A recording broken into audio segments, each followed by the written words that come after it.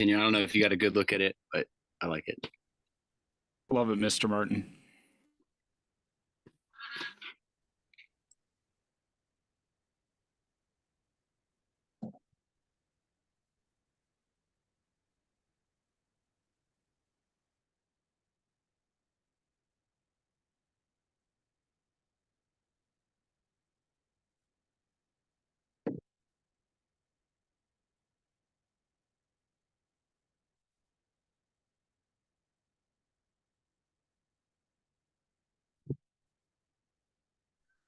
Good evening, everyone. Good evening. Good evening. Aloha. We'll get started in about 4 minutes.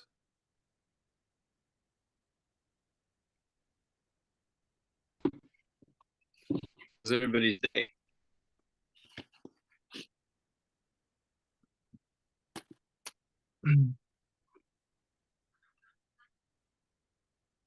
Can't complain, staying dry.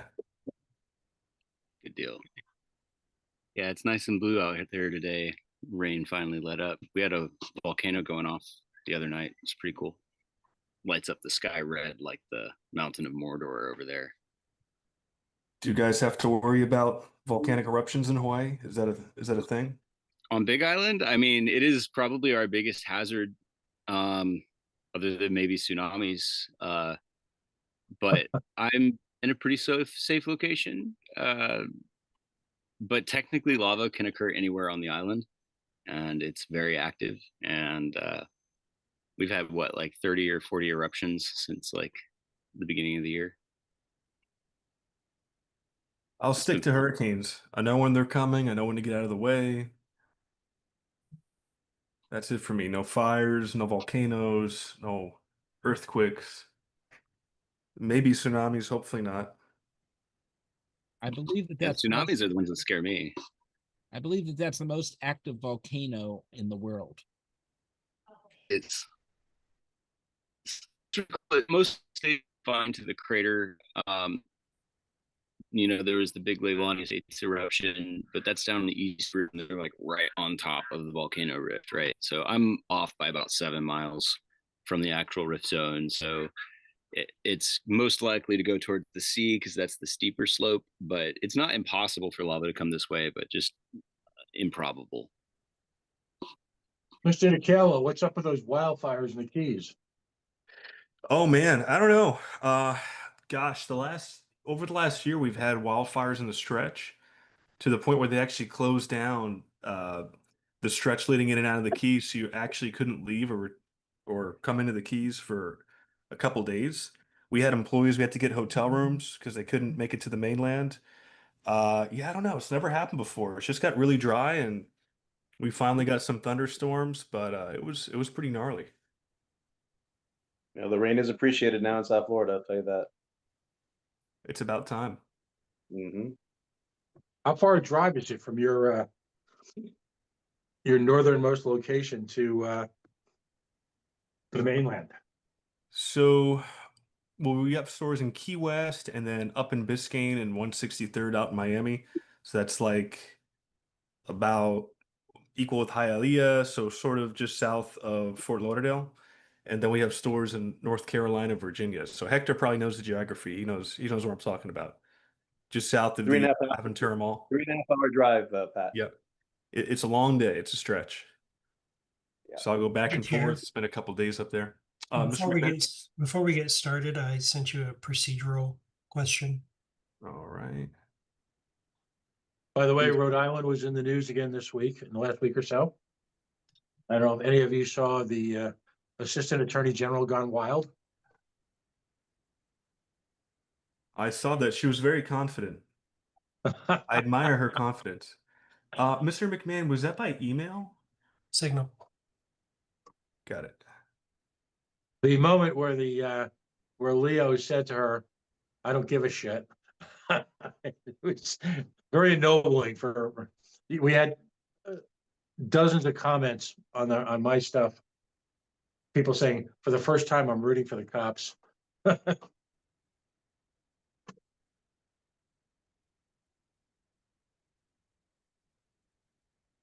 It's a rare moment, but it happens occasionally. Yeah. Cops finally find somebody worse than themselves. Oof. And I want you to know that given my vaunted position as a B-list player in the local media, I'm doing everything I can to play that video everywhere and anywhere around the world. All right. So please, wherever you find it, share it. Because the actual attorney general is a jerk.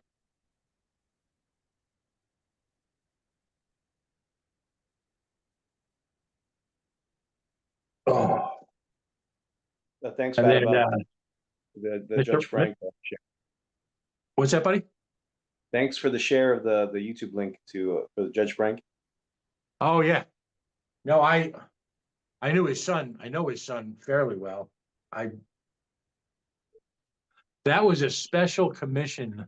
That was an excerpt from a commission where he and a fundraising effort and a little bit of state money was put together to renew people's driver's license who had lost them because of this whole fiasco with, what do they call it? The pipeline of poverty.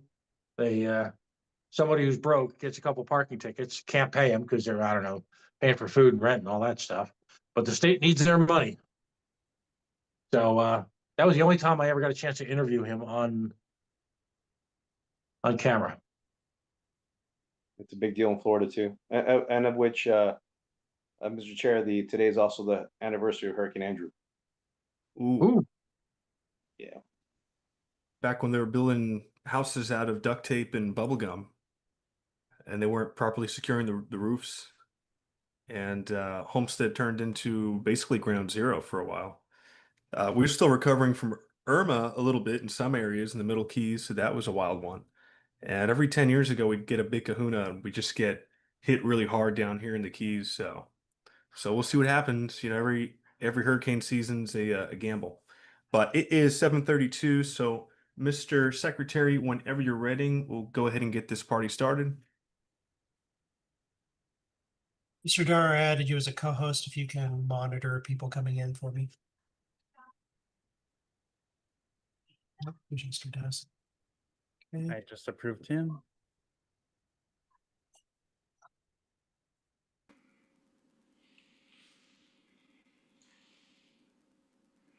Calling the roll.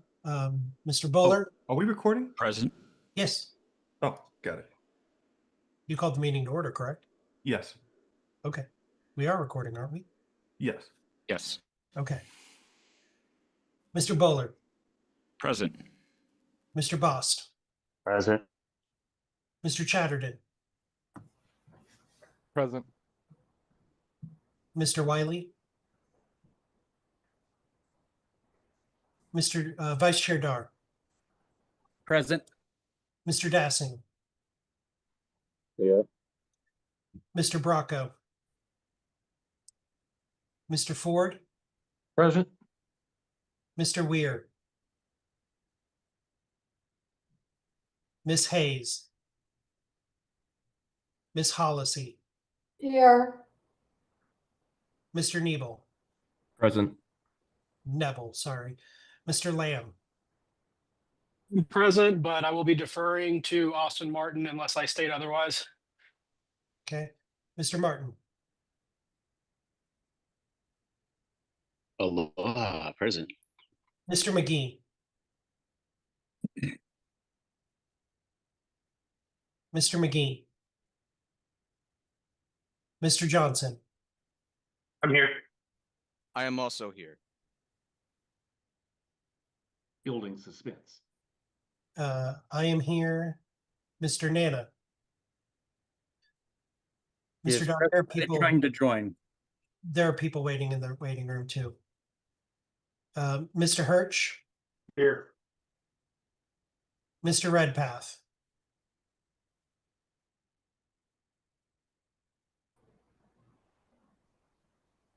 Mr. Dart, can you grab the info? Because I think Mr. Redpath was going to call in and he may not have the information to be able to do that. Mr. Thompson? Here. Ms. Cowart? Here. Mr. Vincent?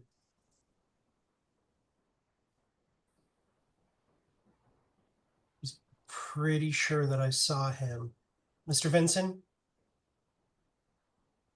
He was attempting to join earlier. Let me see if he actually made it in. He should be in. I see his name, so it's a matter if he can unmute or not. We'll come back to Mr. Watkins. Hello. Chair Nikayla. Present. Okay, we'll go through Ms. Hayes. I don't think she's here. Mr. Nana. I'm here. Oh, okay. Mr. Redpath. Mr. Vincent. Hello. Okay.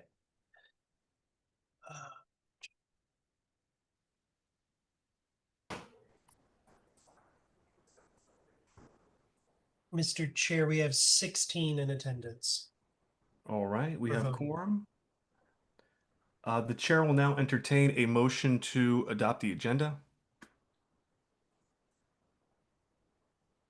I would Mr. actually, Chair, I would ask to amend the agenda. Mr. McMahon? I would add 15 minutes to section A at the very top for Mr. Chatterton to review and discuss the document he sent to the board as he did attempt notice. I will rule that in order. Mr. Chair, Yes, Mr. Bell? I'd also like to amend the agenda. I would like to do business item C before business items A and B, because I feel like it's going to probably be something that moves along a little bit faster than the other two. And I'd like to accomplish as much as we can in this meeting. All right, is there a second for the, well, actually, I'm going to ask, is there a second for the McMahon amendment? Second. Any objection? Hearing none. Mr. Ballard, is there a second for your motion or amendment? Second. Any objection? Hearing none. All right. Anyone else seeking to recognize Mr. Bost? Yes, I don't know when it would be appropriate. I did want to eventually divide the question on the FSC appointments. Sure. At the time of the motion, I can recognize you and you can make that motion to divide. All right. Any further discussion on the agenda?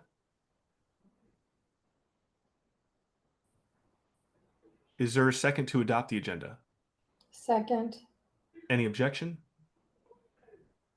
All right. Hearing none, we'll move on. Mr. McMahon, the item that you amended to hear Mr. Chatterton speak, was that before A, or was it the first item on the agenda? It would be first item on the agenda, so it would go Mr. Chatterton, then resolution 1, then so it would go. Because resolution C got bumped before A or 1. Yeah, so it would be the second agenda item at It'd this be point. second. Right. So it would go motion C, or motion to appoint, then Mr. Chatterton, then resolution 1, then resolution 2. Gotcha. So if we're all fine with going directly into C, and then we'll let Mr. Chatterton speak, and then we'll go into 1 and 2, I think that would be a good order. Mr. Dar, since this is my motion, I'll pass the gavel off to you. Understood. Thank you. Thank you, Mr. Dar. So I did move to appoint Ms. Cower and Mr. Niebel to the FSC. Now at this time, Mr. Bose would be when you'd seek to be recognized. Yes. I recognize Mr. Bose. Yes, Just I make move sure- to. Just to make sure that the motion is a second for Mr. Kayla's motion. Second. Thank you. Yes, I move to conduct the elections of Mr. Nebel and Ms. Cowart separately, otherwise the same as previously noticed. I second. Motion has been made and seconded. Is there any opposition to that? Motion passes then. We'll move as that. Was there intent to have the applicant speak to their nomination again, or just move directly to the voting? I think just voting. I think we're okay. Just making sure what that was the intent when the item was given out. Mr. Chatterton, you wish to be recognized? I apologize. First, a clarification: have we divided the motions, and are we considering a specific one, or where are we at Parliament procedurally? If it can be clarified. There's no opposition to dividing it, so we'll proceed to a vote on each one separately. I think the basis for the division was to raise the concern about combined participation in a couple of the committees, if I'm not mistaken. I would like to at least have an opportunity to have some discussion of the nominations before we move to the vote. I don't know if we're in discussion of them at this point. Are you making some sort of motion to that effect, Mr. Chatterton? Just that we have discussion and not move immediately into a vote on appointing. Are you making a motion to have each applicant speak to for 5 minutes for their time? And Mr. Nikhil, I see you're also raising your hand there. I believe what Mr. Chatterton's requesting is to have an opportunity to discuss each applicant. If I'm not mistaken, Mr. Chatterton, did you want to? Point of order, Mr. Chair. I rise to a point of order. Discussion would be in order unless it was voted against. Isn't that correct? Right. If we are to move right to the vote, we would have to call the question. If there's people that wish to discuss, I assume there might be. Okay. I will if others do not. I see what the point you're trying to make now. Sorry for the just had to get there with your where you were trying to go on that. So the first nomination would be for then Ms. Cowart there. So you could speak to that either way and then call the question. I see Mr. Nana. Then Ford, then Chatterton in the order I see. I do believe Chatterton was first. Oh, excuse. Okay. Yeah. Let Mr. Chatterton go first, and honestly, I can go last. All right. His hand dropped, so sorry for the confusion there. Mr. Chatterton, go ahead. No worries. So I believe you mentioned we're going to consider Ms. Cowart's appointment. So with regard to that, I wanted to basically raise concern regarding our EPCC and FSC committees, and they're both very important roles and powerful responsibilities with regard to considering actions of the board. And I generally feel that given that both of those committees have elements in their definitions that allow those committees to have some degree of oversight or I guess veto power potentially over actions of the board, that I don't think it is appropriate for any individuals to sit on both of those committees. I don't have any particular objection to Ms. Cowart, and I would basically say the same for any individual that was seeking to be on both those. And I would generally ask that the board consider, given the scope of those committees and their important roles that they each serve, that we would ask individuals to seek only to serve on one of those. Obviously, I know there's no enforceable mechanism to that, but I think it would be a good best practice and best diligence to consider for governance of the party. Thank you very much. And again, nothing personal against Ms. Cowart in any way with those comments. Mr. Ford, I see your hand raised next. Yeah, I just want to make it very clear that all the individuals running tonight for a variety of committee slots are highly competent, and I think are honorable people. I just worry that first of all, we've got so many committees to oversight an incredibly small organization. That's frustrating me. I have to say that. But at the same token, any one individual, including myself, who would seek more than one position on those committees, we've got a large board, and we've got a board where folks are not involved in any committees at all. And again, they're all competent. So I'm confused why we shouldn't prevent overlapping memberships. Thank you. So I too would like to ask people to choose one board and serve it well, because both of them are very difficult. I mean, there's the FSC's got responsibilities, the EPCC's got responsibilities, the executive committee's got responsibilities. There's a lot of work for any one of them to be done well. Thank you. Mr. Martin. Thank you for recognizing me, Mr. Chair. I share Mr. Chatterton and Mr. Ford's concerns about overlapping roles, and I'm not as concerned about it as Mr. Ford. I think that there's a lot of competent people in the party who can serve in more than one capacity, but a problem arises when one committee will be effectively validating or providing oversight to another with a substantive amount of power. And when that happens, overlapping memberships can become quite problematic because it becomes really hard to keep people accountable. So if the point of these committees is to provide accountability and oversight and all of the standards, high standards that we want to keep, we send a terrible message by even if they're great people, by stocking them with the same small handful of people. And so I really object to that. And Mr. Secretary, for the record, if it's all right, I'd like to record an objection. I didn't want to slow us down while we were moving on the agenda, but I do have an objection that I'd like to make on the record, that most of the items on the agenda today present some kind of problem that could present legal issues and liability, and I'm extremely concerned about that. But it's I don't want that to be like, I didn't want to make us vote You're not on in it, order but right now, Mr. Martin. That's not speaking to the item at hand. That would be in order later. very well. Thank On you. these appointments, I would like to see us have a little more participation from the broader membership. There's a lot of room for people to participate, and there's no need to have these kind of backroom. The deal is done before it gets here, and I think most of the folks in the audience can tell that we're not voting based on the merits of each candidate, but on trying to do power struggles on the board, and I'm trying to stop that. And yield. That's uncalled for. Mr. Buller. Thank you, Mr. Chair. I understand Mr. Martin's hesitance in regards to these committees and the consolidation of power.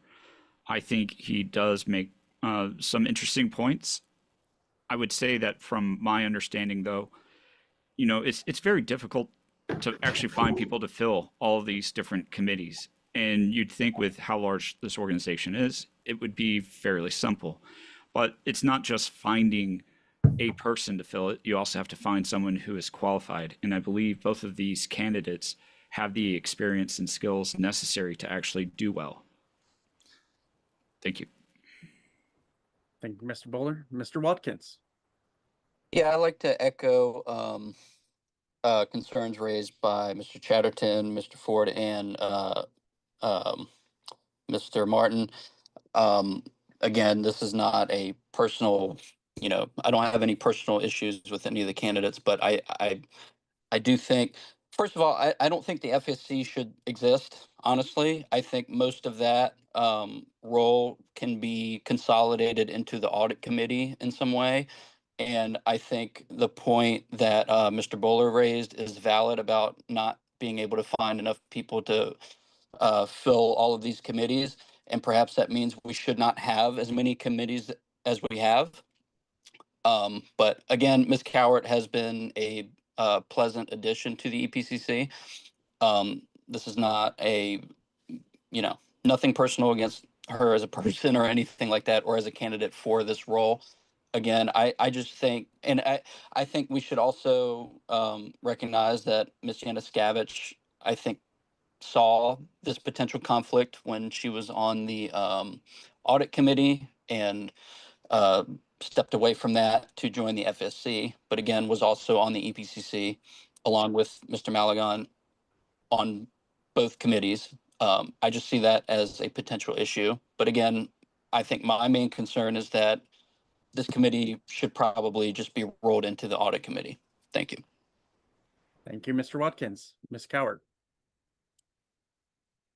I just wanted to make sure that everyone has an understanding of what the FSC does versus what the EPCC does. So there is no overlap between those two committees. The EPCC is dealing with staff and contractor things specifically. If you look in the verbiage of the policy manual, the FSC specifically says it handles things that are not handled by the EPCC. So while you're right, Ms. Yanuskavich did withdraw from the audit committee because she felt like there was going to be a conflict of interest if she was serving on the FSC and audit committee.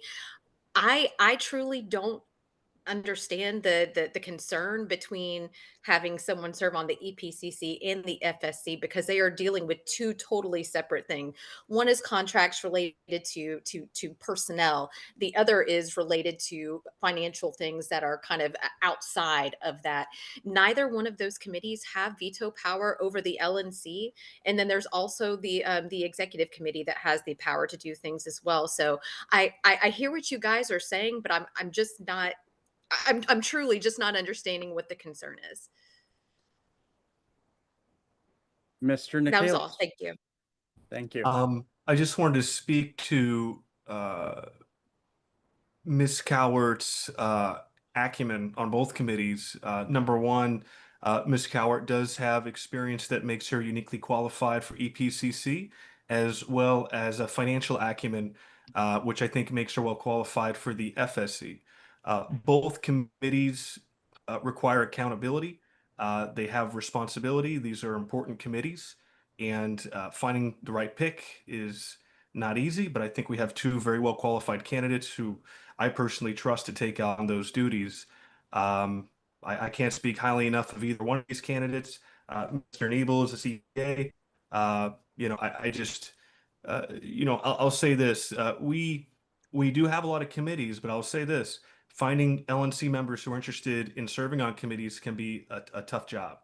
We do need an LNC member for the candidate support committee. I've been begged by the chair for a while trying to get some folks. I know that we did have some turnover there for righteous reasons, but we do need some new bodies on there to help out. It's a very important committee.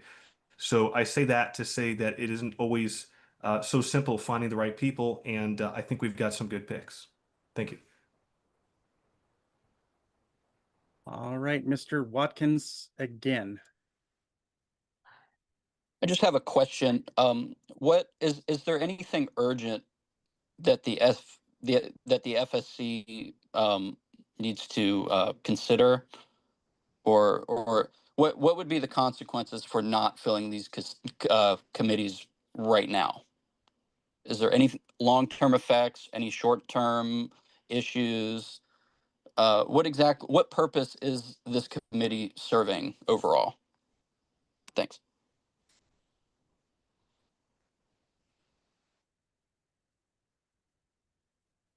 Let me see.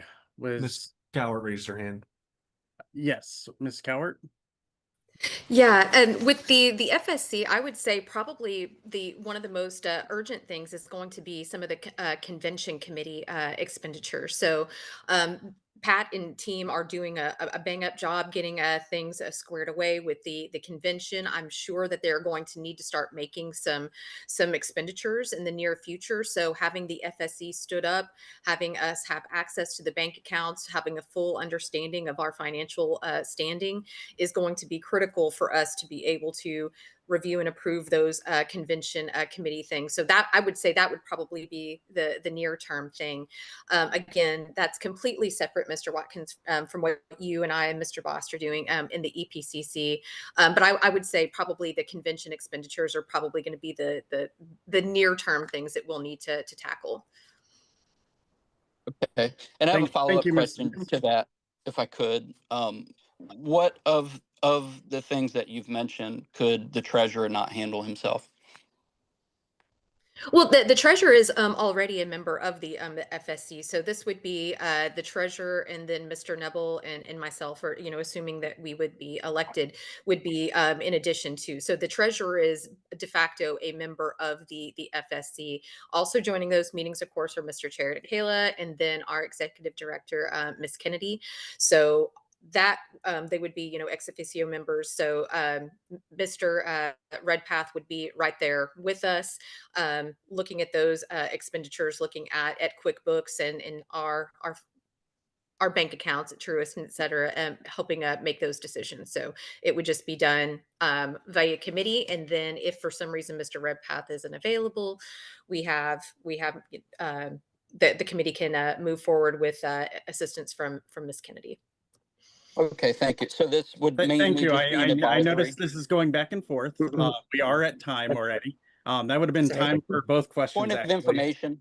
Point of information. So this would just be an advisory role to the treasurer. Is that correct? Based on the language in the policy manual? Is that back to me? Sorry. To whoever. It's to whoever. It doesn't have to be to you. Yeah, no, and this is really kind of coming out of our auditor. So I mean, our auditor recommended a review of our expenditures on a monthly or quarterly basis. So that it's kind of something that's coming out of the audit as well. But yes, it is advisory. The entire committee does have the ability to approve those expenditures. I believe it was in excess of like $600. I'm sorry, I don't have the policy manual right in front of me. I apologize, guys. But yeah, so that would be basically the approval of the expenditures in excess of that dollar amount in partnership with Mr. Redpath. Okay, so we have the treasurer, we have the assistant treasurer, and the FSC. Mr. Can we stop Vice going Chair. back and forth, please? Thank you. What was that, Mr. Secretary? That was what I was going to ask you to do. Well, I was sorry. I just had to. It's not like a physical meeting where I can just butt in and say, "Please stop going back and forth here," as easily. So yes, you need to get back in line for questions. We are out of time, anyways. So this item would need. I'm up next, I believe. I'm going to motion to add 10 more minutes for the conversation. Objection. Motion seconded. Point of information. What is the point of information? Are we talking time for Mr. or Ms. Cowart's election or for the entire procedure? I believe it'd be the entire procedure. Well, speaking to my motion right now, for the sake of argument, I'll say to the entire procedure. Okay, so 10 Although minutes. if we want to defer this to another, we have to add more time anyway. So, Mr. Vice Chair, point of order. It would actually proceed to a vote for both questions because it was a divided question. So it ends the rest of the debate because their time has expired, but you still move to the action, which is the vote. Yes. And I'm going to object because I have Point of order, we had a motion made to extend time. Which was after time was called. There was no orders of the day issued, which is the only condition upon which that would take effect, as you described, I believe. By the acting chair calling time. Yes. That moves to the question at the table. So there was the motion seconded to extend time, which was after time had been called. You know what, Mr. Vice Chair, let him have the motion to call it to extend time. That is what I was going to do. It's going to be quicker just to have the motion go forward for a vote. It has been objected to. Can I have all those please lower hands at this time? We'll just use the hand raising as an indicator here. Point of privilege for election, or I'm sorry, this is just for the time. I apologize and withdraw my motion. Okay. This is just for time. All right. All those in favor of extending time, please raise your hands.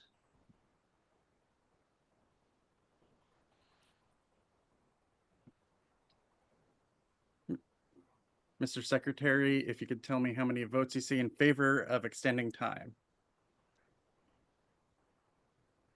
I count 9 in favor. Okay.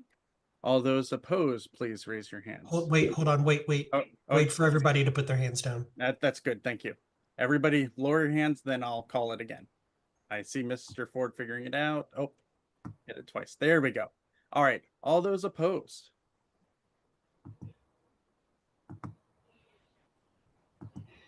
It's not letting me lower my hand, but I'm opposed. I'm not opposed. Your hand is down, Mr. Martin. So looks like motion passes to extend time. Point of order. A motion to extend requires 2/3. 2/3. Oh, 2/3. Yes. My mistake. I was It not. does? Point of order, Mr. it does? Vice, It most certainly does. Okay. Mr. Vice Chair, can we take a recorded vote? Like a tallied vote? A tallied vote. Does this I, need to I guess I'm unclear where votes are because I came up with a different number, so. Yeah, apparently And if we need, people are seeing hands up that I'm not seeing hands up. so it'd probably be best to go roll call. we will not use the hands up function then. Thank you very much for that notification. Just to be clear, Mr. Secretary. Point of information again, if I may. Yes, Mr. Bose. To confirm, if this fails, there will be no discussion on Mr. Nubble's vote. That's correct. That is correct.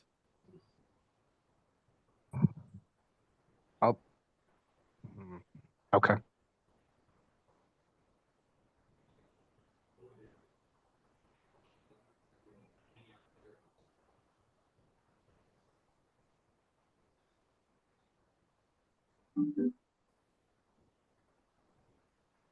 I believe I have this correct. Mr. Ford moved to extend time 10 minutes on motion 1. Mr. Bowler, Yes. Mr. Bost, Yes. Mr. Chatterton. Yes. I'm going to skip you, Mr. Vice Chair. Or, I'm sorry, Mr. Vice Chair, would you like to vote? Please skip me for now. Thank you. Mr. Dassing. Yes. Mr. Ford. Yes. Miss Hollisey. No. Mr. Nebel. Yes, extend. Mr. Martin. Yes, extend the time. Mr. McGee. No. I'm voting no. Mr. Nana. No. Mr. Redpath. No. Mr. Thompson. No. Mr. Vinson. Yes. Mr. Watkins. Yes. Mr. Nikela. I'll abstain. Mr. Dar. I don't believe my vote will make a change in this one. So you abstain? Yeah, I abstain. Okay. So I have 9 yes, 6 no, 2 abstentions.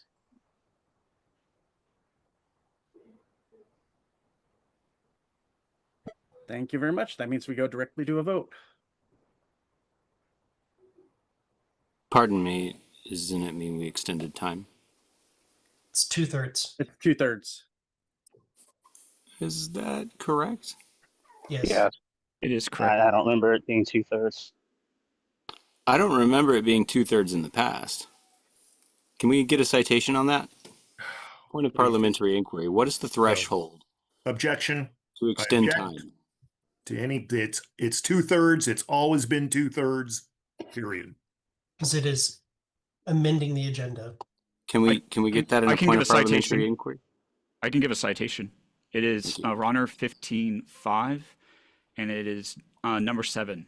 Requires a 2/3 vote because it suspends the rules and because limiting debate takes away the basic rights of all members to full discussion and may restrict a minority's right to present its case. That's a motion to stop debate, not a motion to extend time. It says the subsidiary motion to limit or extend limits of debate, 15.5. Is there any way we can get an Thank you opinion very on much. that? That is my ruling. Thank you very much, Mr. Martin.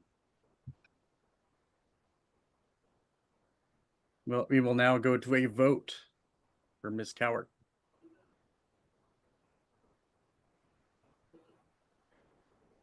Mr. Bowler. Aye. Mr. Bost, Pass. Mr. Chatterton, I will vote no, for the reasons I raised in my discussion. Mr. Mr. Dart, I'll pass. Mr. Dassing, No. Mr. Ford,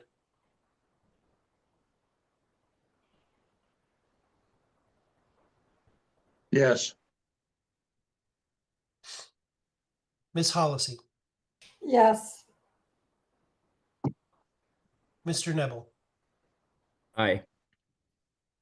Mr. Martin,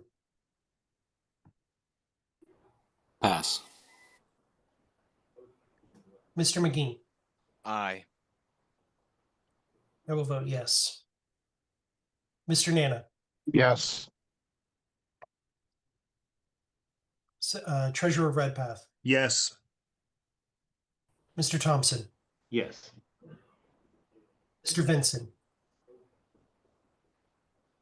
I'll abstain. Mr. Watkins, I'll also abstain. Mr. Nicola. I vote aye. Coming back to the passes, Mr. Bost, Yes.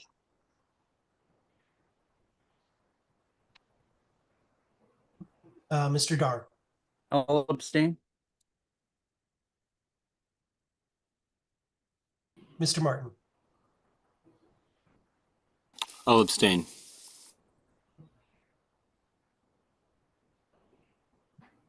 Mr. Vice Chair, the vote is 11 yes, 2 no, and 4 abstentions.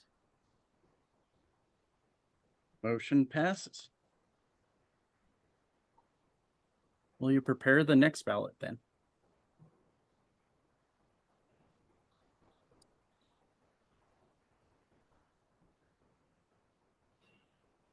And I see Mr. Bracco is here.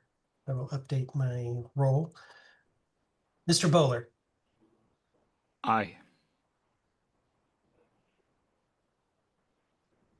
Mr. Bost, No.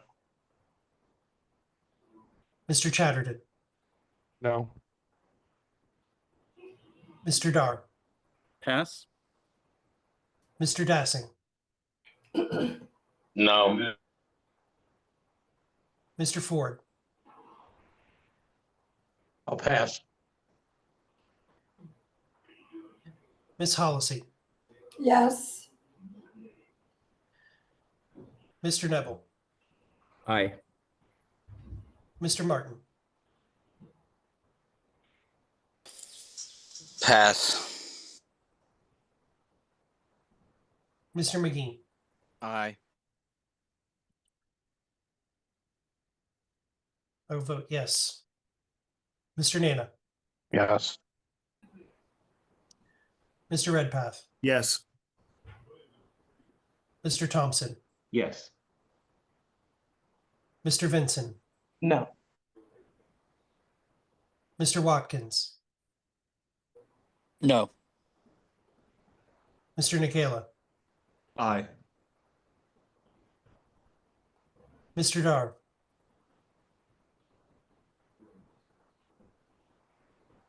I will abstain.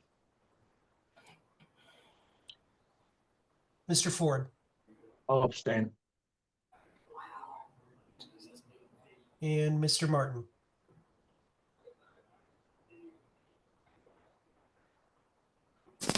I object to this absurd process. We should have been allowed to talk about this absurd conflict of interest. This is Point of wrong. order. Come to I order. ask the member Come be to order. brought to order, Mr. Chair. Mr. Martin, you have been muted. It is. I will now unmute you for your vote. I'm going to abstain because this is going to expose us to liability. How dare you cut off debate this way? It's wrong. Mr. Vice Chair, the vote is 9 yes, 5 no, 3 abstentions. Motion passes. Mr. Dar, point of order, please. Yes, Mr. Bose. Was that the appropriate time to apply a mute?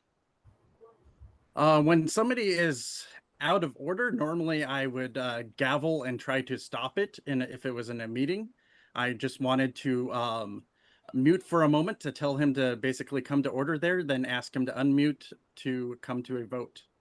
Also, point of order, a vote is not the appropriate time for debate. That is correct.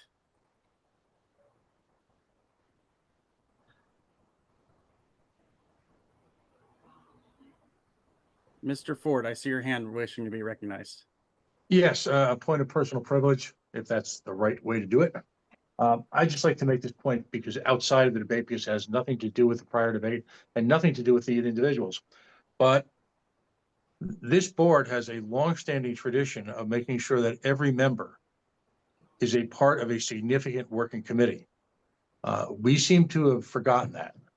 And I think it's time for everyone on this board to step up and engage responsibly in a serious working committee. A failure to do so renders this board just nothing more than a bully pulpit and a platform for people's individual beliefs. That's not the purpose of this board. So I would ask that the folks who run this party, which is ostensibly us, review that and remedy that. Thank you. Thank you. Anyways, the next item of business I see was the motion to have Mr. Chatterton speak, I believe was next, Mrs. Secretary. I just want to say, it comes dangerously close to you saying Mrs. Secretary every time. Old habits die hard. I'm sorry. But yes, that is the next item on the agenda. Mr. Vice Chair is recognizing Mr. Chatterton for 15 minutes to speak to his report that he sent to the board. Thank you. Now recognize Mr. Chatterton. All right. Thank you very much. And thank you, Mr. Secretary, for helping to put this time on the agenda. I appreciate it. I wanted to raise the concerns raised in this report. This report was something that I put together back in June. It was coming from the meeting in which we considered the adoption, I believe it was on June 9th, of the SIC report and the original adoption of the original basis for the motions that we're here to consider tonight, remaining on our agenda. And I believe that the considerations raised within the report to the region here that's based upon my concerns about the SIC report is very much relevant to consideration of our resolutions tonight, because the resolutions tonight are both basically acting upon the findings of the report, and therefore I think the consideration of the merits of the report is fundamental to consider the merits of these resolutions. So basically this report is a summary of items that I had documented in my initial read through of the SIC report that I saw in many cases, I think, as even self-contradictions within the report. And otherwise unsupported claims and conclusions throughout of it. And I attempted to raise many of these items in that meeting and was not allowed time to consider that given the length of the report. It would have taken a substantial amount of time, obviously, and hence my request to consider these tonight. So the report that I sent to the LNC, and I believe is available to observers, mentions several key points.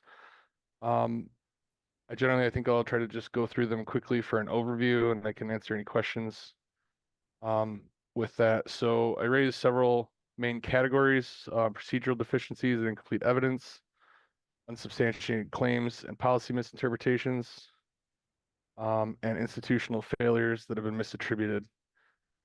Within each of those categories, the first one, the procedural deficiencies, I felt that at the time it was insufficient raising this report with only 1 day's notice, basically, even though the original motion cited to consider it. We require full text of our motions to be provided with 5 days notice.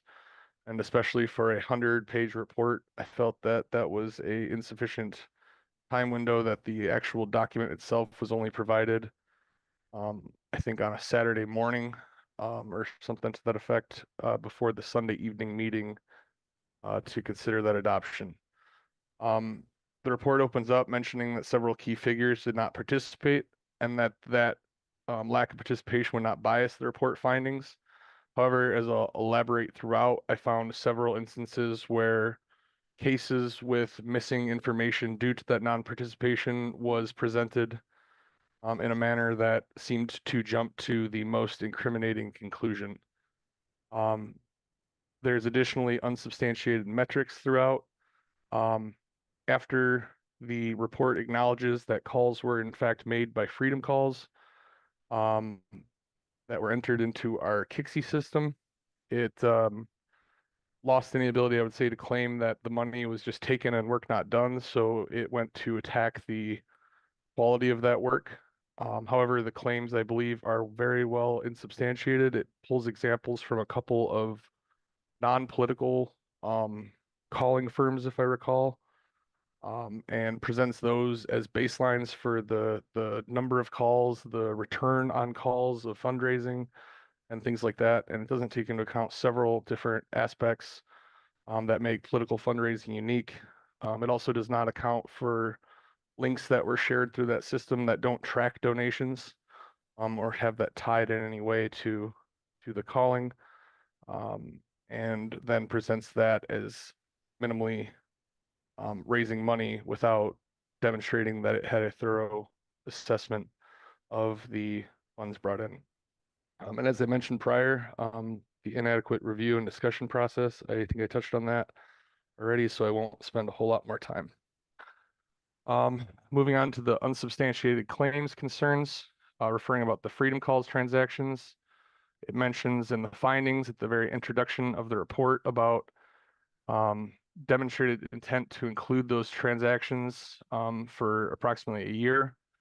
I did not see any substantiation of the claim showing that it was intended to include that long. Ms. McArdle was documented approving a few of the transactions at the beginning and then not for the vast majority of those. As it continued, it was approved elsewhere. And furthermore, the budget was voted on by the executive committee and then adopted by the LNC. And I believe from my records, Ms. McArdle abstained from both of those votes. So there's not anything compelling to demonstrate the intent to push that through into the budget presented in that report. There's a record in the report finding 2.6 about an incomplete W-9 form. I believe the report presents that as evidence of concealment and specifically makes that conclusion. Although later in the report, it says that the documentation that was found may be completely legitimate if a certain other form was filed and they didn't have information as to whether that form was filed.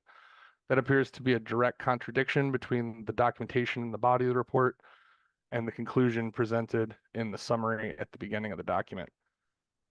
So that is one of the examples I referred to where I believe there is an attribution of a malicious intent of hiding identities that is not demonstrated in the report research. Finding 4F, that it used resources for caucus-related calls. I don't believe that those claims were substantiated in the report. Then citing claims about website professionalism, specifically cites that registration data does not show certain elements that I believe are very standard practice to be concealed on sites when you purchase. It's even a bundled factor that specifically hides that information. And having registered sites in the past that I didn't use it, it's for very good reason that I believe that those type of protection measures with website registrations are very standard. And I think that was misattributed as a malicious action intended to hide details about the company. The report also attributes payments made from the Kennedy Victory Fund to swing vote strategists as a conflict, according to the provisions in the policy manual that specifies items of doing business with the party have to be disclosed. I don't think that that qualifies in that category. And actions that were done that were outside of the normal party responsibilities, paid by the Victory Fund, I don't think would fall under that. And there's nothing that demonstrates things were arranged in advance to justify a claim for conflict there that I can see. The Rescue the Public Rally findings specifically noted details about an email that was sent out. And the concerns I had with that are that the email was presented in two waves. The first was an initial draft that was voted 2 to 1 by the APRC with no ultimate finding, and the email was revised.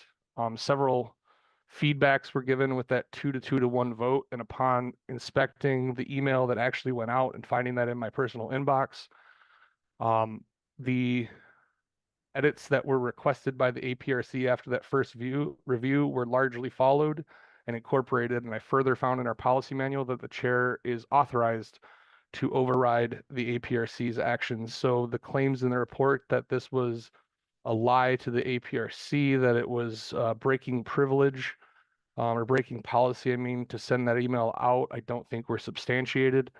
And I think the second email that went out was within all of our policies and specifically within the recommendations given upon the first vote.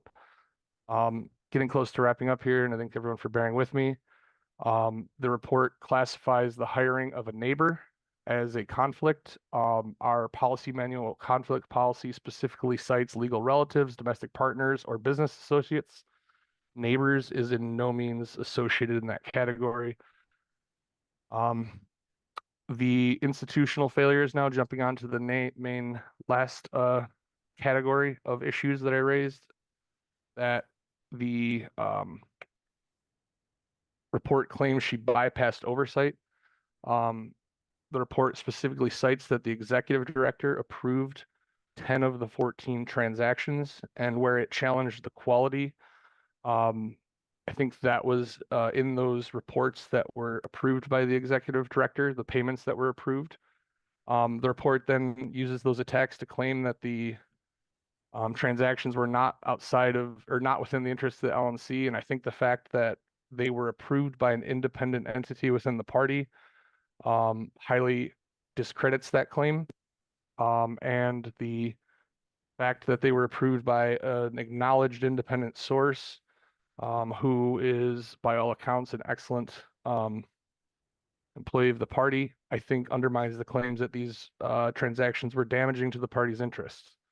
So with the actions that are taken, with the resolutions that were initially adopted and we're considering tonight, when the questions of the merits of some of these elements are in question that I think directly speak to whether or not this report was assembled in the most thorough investigation and is a good presentation of things, I think, in question. I don't think we should be moving forward on continuing such things until these matters are thoroughly addressed, and that we are confident that we can be sure we're acting on a strong basis for the potential legal consequences that may come with the matters of business before us. So thank you for obliging the long presentation there, and I'd be happy to answer any questions if people have them. A little over 3 minutes left. Mr. Buller. Yes, thank you, Mr. Chair. I actually find some of the points that you made, Mr. Chatterton, reasonable. I mean, I think that having a 100-ish page report released that soon, you're correct. I don't think that is a mark of great governance there. It's been about 2.5 months since that at this point, so I hope that everyone has had a chance to. It took me about 2.5 hours to read it, so 2.5 months seems like it would be enough time at this point. So that should be resolved. And then the only other thing I wanted to bring up was the who is point that you had made. So when I read the report, I didn't see any indication that they were referring to the who is. And I know that you had said that in your report, you were saying that, let me pull it up real quick, that you thought that that's what they may be referring to. I'm just wondering where that came from because I always try to interpret things very charitably, and there wasn't really anything in the original report that would indicate that they were talking about who is privacy, and it was more about the contact information on the actual site itself. Can you help me?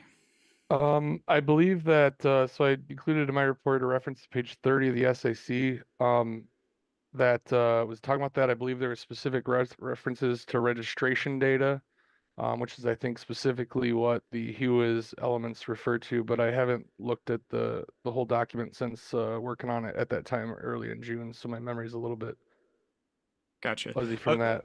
From my reading of it, I think it was more dig data, just the registration of the domain itself, not the contact information involved with it.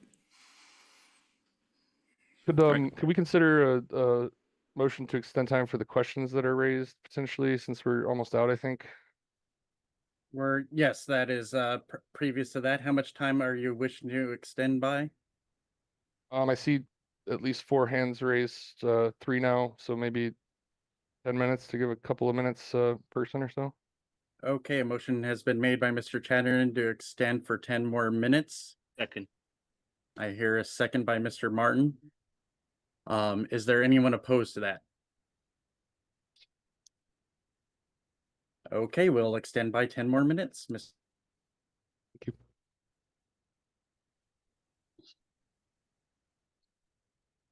Thank you, Mr. Chair. Oh, and by the way, I yielded. Sorry.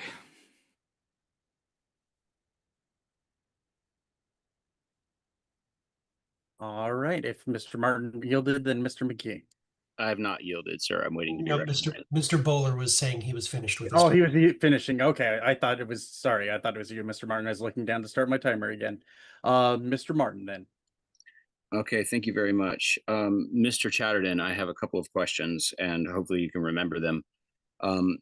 Number one is, what kind of legal advice were members of the LNC given prior to these actions? Number two is, in your opinion, did Angela choose to resign or was she forced to resign? Number three is, did you originally work with Adrian, Meredith, and Kathy? Why? What made you change your mind on working with them? And four, did they orchestrate the chair election to stop open nominations and keep the party in the dark on purpose, in your opinion?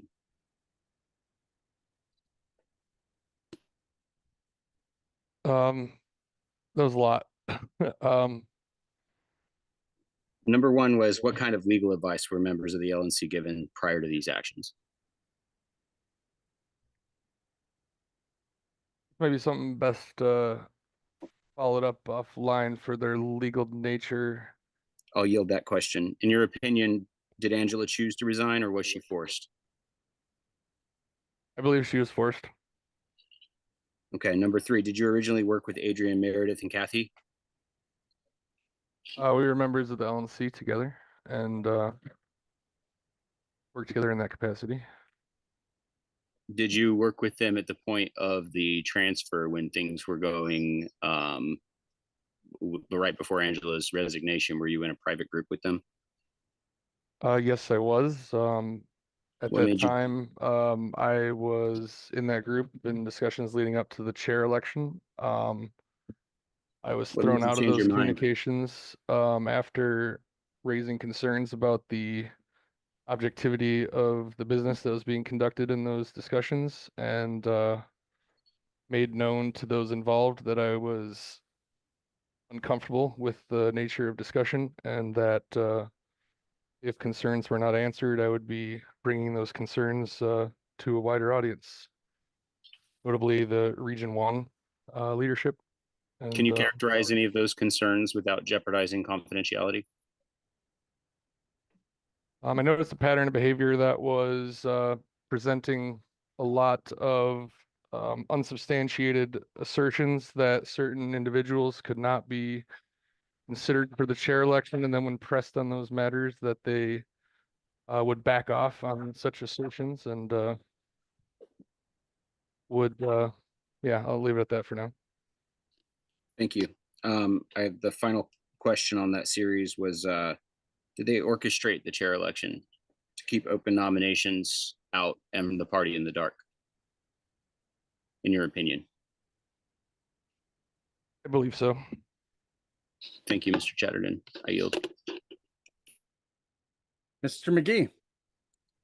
All right. Well, I'm not going to drone on about too terribly much, but I will hit a few, really more of a couple points. Number one, the Special Investigatory Committee was not a grand jury, and so Angela and others' non-cooperation, while not evidence of wrongdoing, the committee is allowed to draw a negative inference from that. So the complaint there honestly falls on deaf ears, at least in my opinion. As for insufficient oversight, at the time that the payments for Freedom Calls started, Ms. McArdle was both the chair and the executive director. So misattribution is a strong word in this context, because with the power of the chair and the executive director in the same hands, effectively, you have the power to slip whatever you want into the budget without notifying the treasurer. So, I mean, there wouldn't be any reason for the new executive director, Ms. Kennedy, who is amazing, or Mr. Redpath to have any reason to think that this budget line item was in any way out of order. And that's really the problem here. And that's why the FSC was created in the first place, and why there were amendments adopted in Grand Rapids to address this matter. So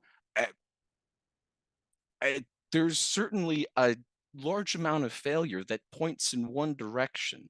So, I mean, and as for being forced out, that's not certainly in Ms. McArdle's affidavit to the court. That is not what she said. So, you know, people are allowed to believe what they want to believe, but I'll take the affidavit over someone's personal opinion. Thank you. I yield. Mr. Thompson. Yeah, I will also actually be fast. With the who is information, it was a long report, so I could be forgetting part of it. But I believe the issue wasn't with the registration of the domain so much as the registration of the LLC, and that part was obfuscated. So I think at least part of the complaint wasn't that they use a who is service that anonymizes you, which is fairly standard. It was that it appeared that people went out of the way to not make it known who owned the organization.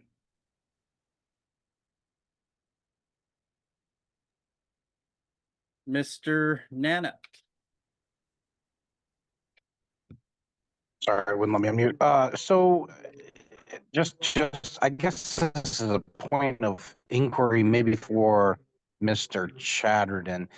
Is the goal of is the ultimate action to be contemplated at the end of this item a acceptance of the report that you made? I guess I'm just confused as to where we're headed. No, I'm not seeking anything to be adopted. I raised these concerns as consideration for the two resolutions that will be next before us on the agenda.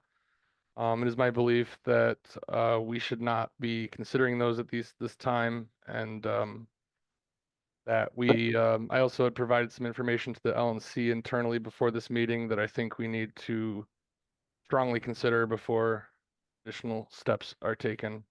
Just purely a discussion item. Got it. Yes, that's correct. Mr. Boulder. Yes, I just would like to echo Mr. McGee's statements. I think Chatterton made the point that there were some institutional failures with bad oversight, and I think that legitimizes the FSC that we had just voted on earlier. As a person who has made many websites, when I looked at the freedomcalls.net website, so I call them either brochure websites, because they have all the information in a brochure. You've got a business card, which still has some contact information.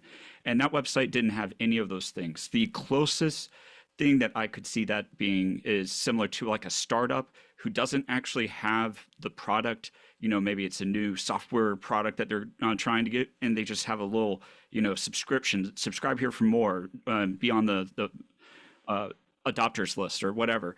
And so that's why I kind of got more of the vibe that it is not really there to provide contact information to actually provide a business that's in ongoing, but more of a like, hey, just throwing something up as like a splash page.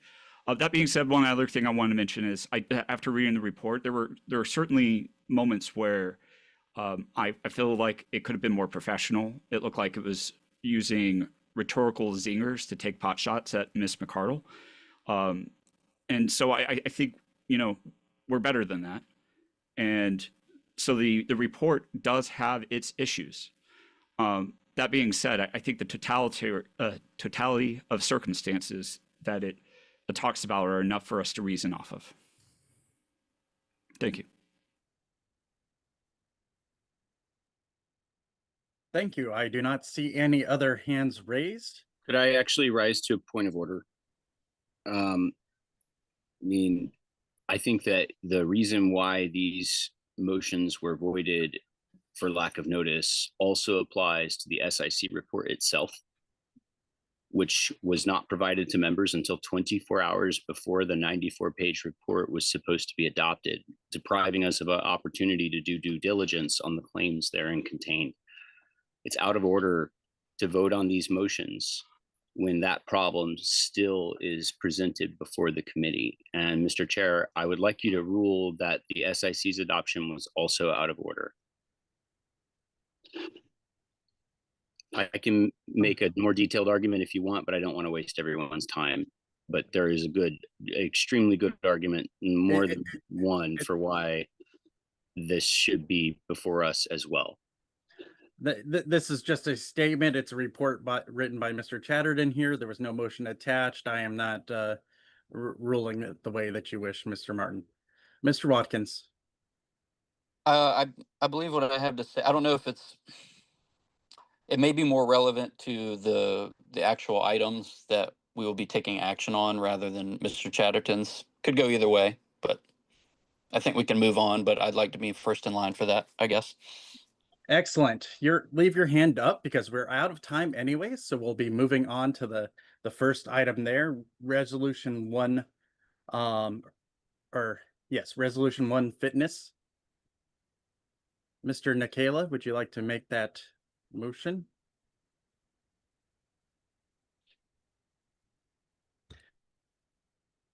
I believe the chair might be muted. Good call. I like it better this way. My bad. Yes, Resolution 1, I move. It states, whereas the Special Investigatory Committee has found that former Chair Angela McArdle engaged in actions that, in the LNC's view, violated fiduciary duties to the Libertarian Party, including concealing conflicts of interest and misusing donor funds. Now, therefore, be it resolved that the Libertarian National Committee censures Angela McArdle for conduct in violation of the fiduciary duties and ethical standards expected of party leaders. Be it further resolved that the Libertarian National Committee expresses its opinion that Angela McArdle's conduct, as detailed in the Special Investigatory Committee report, reflects behavior inconsistent with the standards expected of those serving in leadership roles of the Libertarian Party or as candidate representing it. That is my motion. Is there a second? Second. Is there a second? Okay, thank you. I object to consideration of the question because I believe it will get us sued. I believe that it also is out of order because the predicate on which it's based is voidable. Also, I would note that multiple members have conflicts of interest for which they have not recused themselves that are of an extremely substantial nature. Therefore, I'm objecting to consideration of this question. Hold, please, so that I can type all of this out. Sir.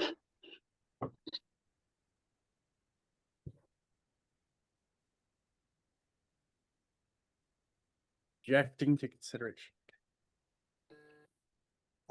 I'd rather us not get sued, sir. Mr. Chair, I believe that proceeds directly to a vote. Yes, it needs a second, and then would need to go to a vote. A second. Mr. Chatterton is seconding.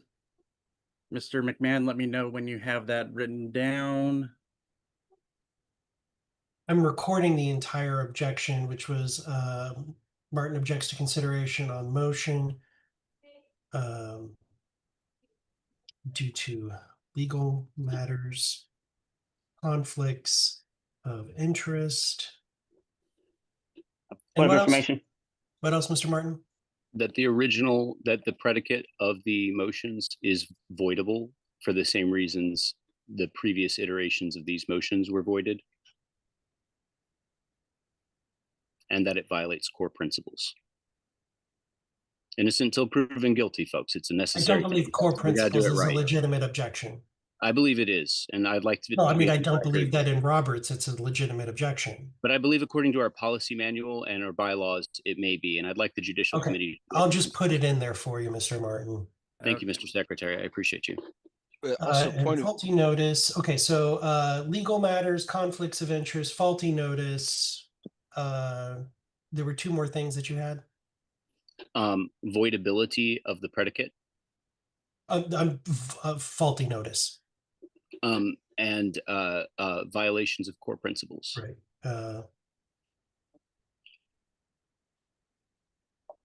And you got conflicts, of course, right? Yep. Okay, I'm ready, Mr. Vice Chair. All right. This type of motion is non-debatable, so we'll move directly to a vote. Mr. Chair, it's point of parliamentary inquiry. Yes, Mr. Nana. Objection of a main motion does require 2/3 to be sustained, correct? That is correct. Thank you. Give me 1 second while I prepare a ballot for this, if you would, sir. While he does that, can I make a parliamentary inquiry? Mr. Buller, go ahead. Yeah, so my parliamentary inquiry is, does service on the Special Investigatory Committee by itself constitute a personal or pecuniary conflict requiring recusal under our rules?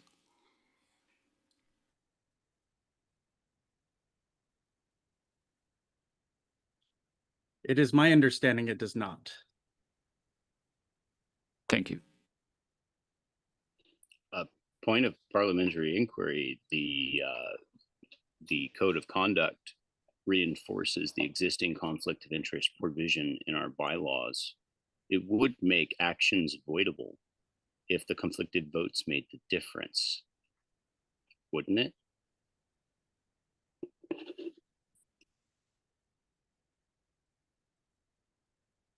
It would have to be determined if those are conflicted votes to begin with.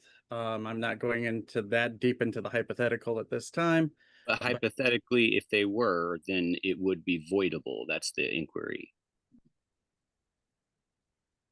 I don't have a parliamentarian on hand to further on that. Jacobs in the house? Can we get him to weigh in on this?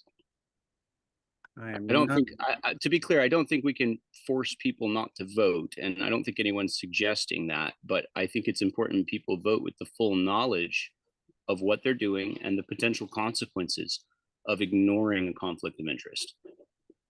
Anything can potentially be voided later, sure, but is the chair asking? My understanding in this instance. Yes, Mr. Jacobs, go ahead. Okay, Mr. Chairman, in my opinion, it does not constitute a conflict of interest. The law, this tends to be very, very tight in this, and just the fact that the members have served on this committee, first of all, it is not something where it would be a matter of personal interest because there are a group of you who served on this committee. Secondly, it would not. Secondly, I don't believe that it would be a matter of pecuniary interest in any matter. So I believe that they would not be required to abstain. Even under Robert, they would still not be required to abstain. But they may choose to abstain if they so desire. Understood. Thank you very much, Mr. Jacobs. I'm ready with the roll. All right. Let us move to a vote. Mr. Bowler. Abstains the objection. I'm so sorry. Just want to be clear. Yeah, this is on the objection to consideration. No.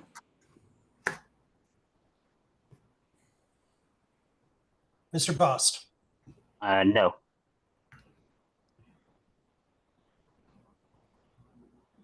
Mr. Chatterton. Yes, I object to the question. Vice Chair Dar. I will abstain. Mr. Dassing. Abstain. Mr. Ford. Could you, for my benefit, read the, what we're voting on one more time, please? It's Mr. Martin objects to consideration on the motion due to legal matters, conflicts of interest, faulty notice, and as violations of core principles. I'm going to pass for a moment. Thank you. Ms. Halsey. No. Mr. Neville. No. Mr. Martin. Yes, I object. Mr. McGee. Nay. I vote no. Mr. Nana. No. Mr. Redpath. No. Mr. Thompson. No. Mr. Vinson. No. Mr. Watkins. I'll abstain. Mr. Nicola. No. Mr. Ford. You got I'll that last abstain one as on the got that last one on the wrong line, Mr. Nana. There we go. Mr. Point Ford. point of order. Mr. Watkins abstained. Okay, I'm sorry. I deleted the wrong one. Thank you. Mr. Ford. I'll abstain as well.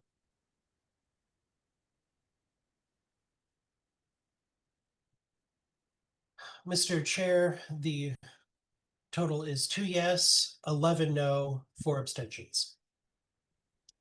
Thank you. So the vote does not pass. We will go back to the main motion here. I see first in line, Mr. Watkins. You now have your opportunity to speak. Thank you for waiting so patiently. Yeah. No problem. Thank you. Yeah, I just wanted to, I guess, point out to, this whole thing that we're addressing, the whole reason for this meeting tonight. I just want to bring us back a little bit to when we were considering the removal of the former secretary, that we spent at least 3, maybe closer to 4 hours discussing the report relative to that, for whether or not we believe that she was unfit to perform her duties in her role. And we did not spend nearly that amount of time for something that this report is incoherently and vaguely suggesting is potentially criminal. And it seems like this whole meeting is just an attempt to avoid the JC opinion that is pending. I don't know when that is, and admittedly, I haven't really been following it that closely. But it just seems like if we had more time to discuss this as a board, we could go over most of these questions that have been raised now, instead of having a subsequent meeting bringing it up again after we've had some procedural issues with it. We could have just, gotten the report earlier. I understand there were leaks and there was concerns about that. That's fine. I understand that. But still, I think it would be it would have been more responsible for us to have more time to digest this and then come together and either review it again, or discuss the implications of it. We don't know what those would be. I don't think we still do, and I really don't think we've been addressing that thoroughly, even still. So I really think it's best that we take more time to discuss this, probably in executive session. I really don't want to do it tonight. Maybe again, but if we had had more time initially, we would have been able to avoid this entire meeting and probably this whole situation. Thanks. Thank you, Mr. Watkins. Mr. Chatterton. So I would intend to make this same proposal for the next resolution as well. So as the LNC members are hopefully aware, I sent an email to the LNC and to council with some questions about our some ongoing legal matters that I believe these motions could have an impact on. And unfortunately, due to the timing, it was not reasonable to hope for a response on those matters prior to the meeting. So I will therefore be motioning that we table this motion. I'll do the same for the next until our upcoming meeting on September 7th, that we can have an opportunity to hear advice from our council back on the resolutions on the questions that I raised and potential impact of these resolutions.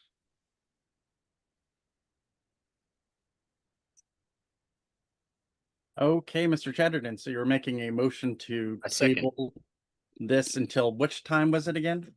Until our meeting that is planned for September 7th, to allow time for council to assess and respond on my questions.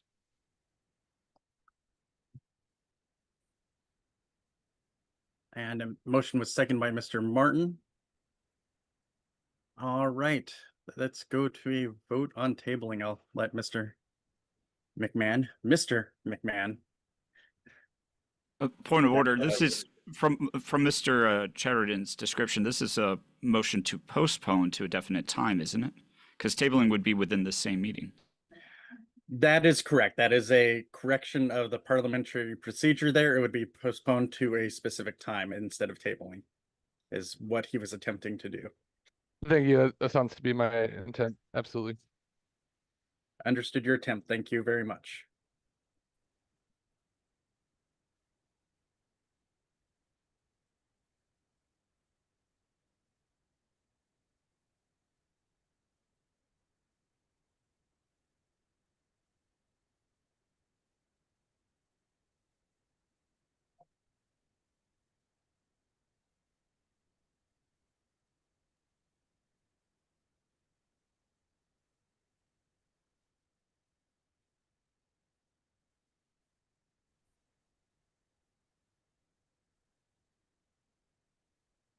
Is this a debatable motion, Mr. Vice Chair?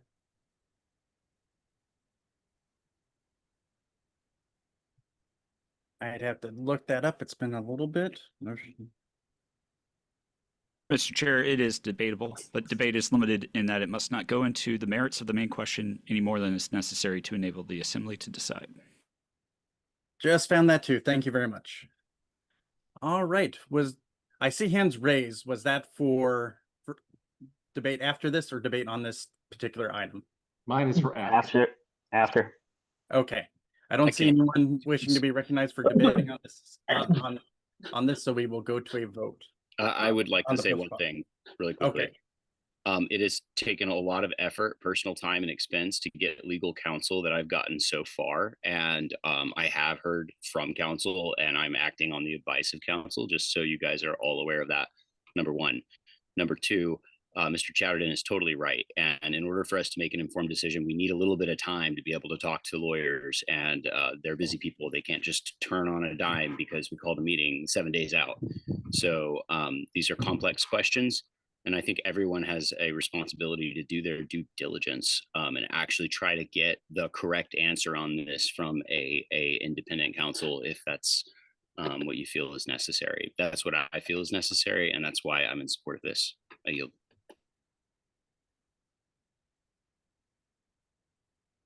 Or anyone else wishing to be further recognized on this one? Okay. I had my hand up. I believe there are a couple people who have their hands up to be recognized on Okay. to postpone. Okay, for postponement. Okay. McGee, was yours for postpone or not? It was. Okay, go ahead. I'll recognize you. I agree that perhaps we do need more time to discuss the SIC report, but I don't think now is the time. So I'm going to go ahead and call the question. Just a point of information. We need more time, but now is not the time. Like, I'm just trying to understand what you mean.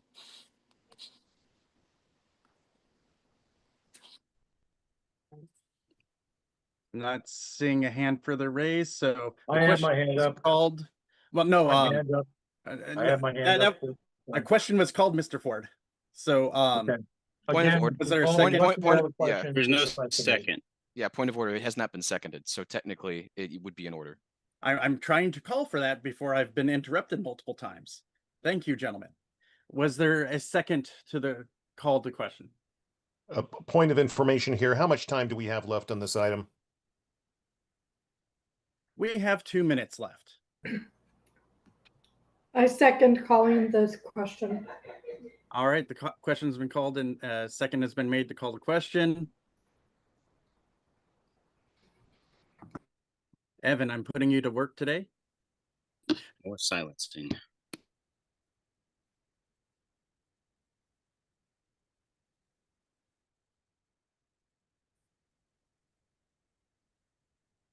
Was that McGee that called the question? Yeah. Yes, sir. That is correct. Can the secretary note for the record that he called the question because he believed we needed more time? I'd appreciate I that. will not.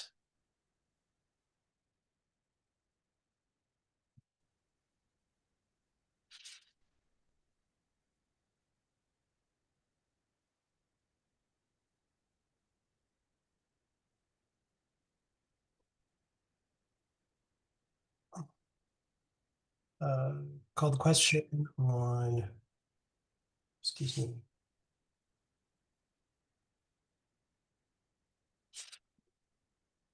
Mr. Bowler, Aye. Mr. Bost. All right, this is just to call the question to get to the question. Mhm. Yes. Mr. Chatterton, Abstain. Mr. Dar, Abstain. Mr. Dassing, Abstain. Mr. Ford. I've never served on an LNC which uses calling the question to suppress debate before. I'll pass. Ms. Halsey, Yes. Just checking with Adrian. Ha. Mr. Chair, I believe that was inappropriate. Mr. Neville, Abstain. Mr. Martin, Yes. I'm sorry. No, my bad. I just lost my train of thought there, guys. Sorry. I did hesitate for a second for you, Mr. Martin. I didn't think that was a correct vote. Mr. McGee, Aye. I'm going to vote yes. Mr. Nana,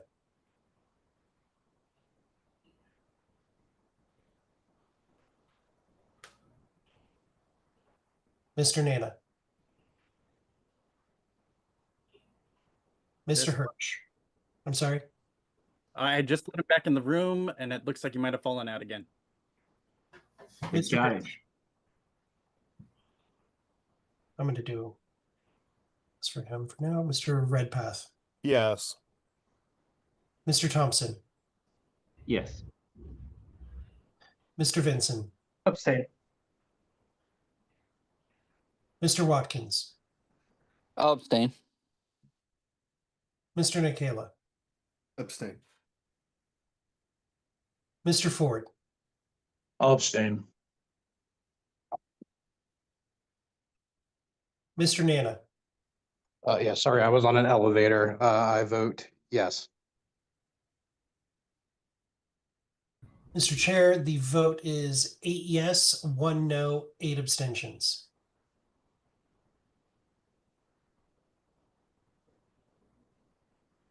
All right, so the question has been called. It doesn't really matter. We're out of time anyways.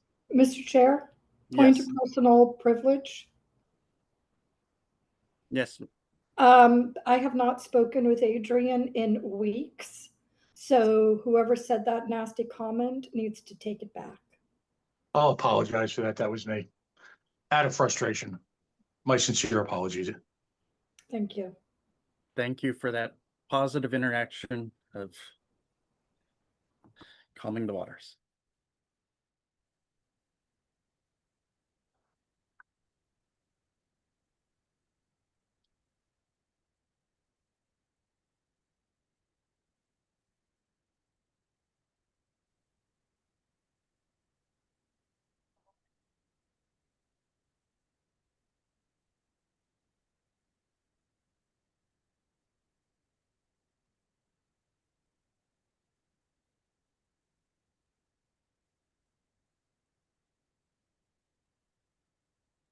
Move to postpone this to the September 7th, 2025 LNC special monthly meeting made by Mr. Chatterton.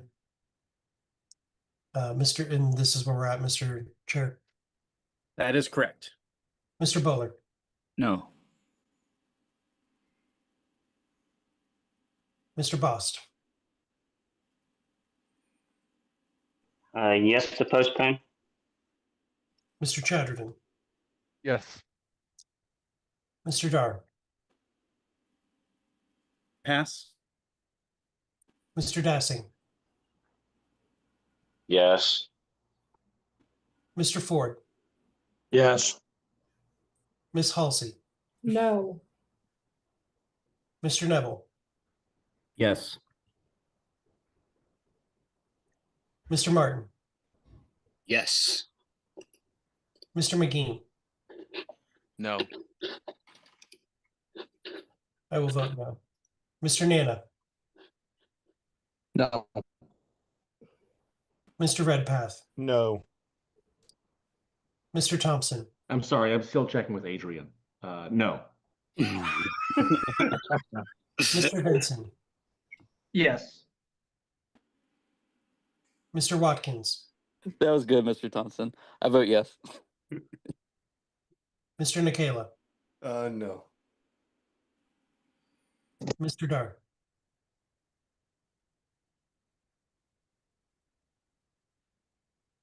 I will vote no. The vote is 8 yes, 9 no. Motion does not pass.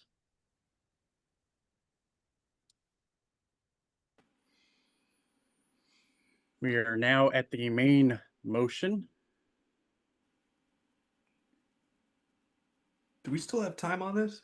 We are out of time, so we're just running through the votes because we ran out of time without an extension. Moving to a vote, correct, Mr. Chair? That is correct. Point of personal privilege. Should members just expect to just not have debates on really important stuff? We're just not going to talk about it. Not going to talk to each other outside the meeting. We're not going to do this whole thing. We just should come prepared to just have vote after vote, right? This is out of order. I was prepared to talk about it. All right, thank you for coming back to order. Yes, back to the vote. Will you rule on the point, please? I was not clear on which point you were trying to make there. I heard a debate. I did not hear a point. I'll let it go. Thank you. I think it's incredibly irresponsible for people to vote on this tonight without hearing legal advice on the questions that have been raised to everybody. Mr. Bowler, Aye. Mr. Bost,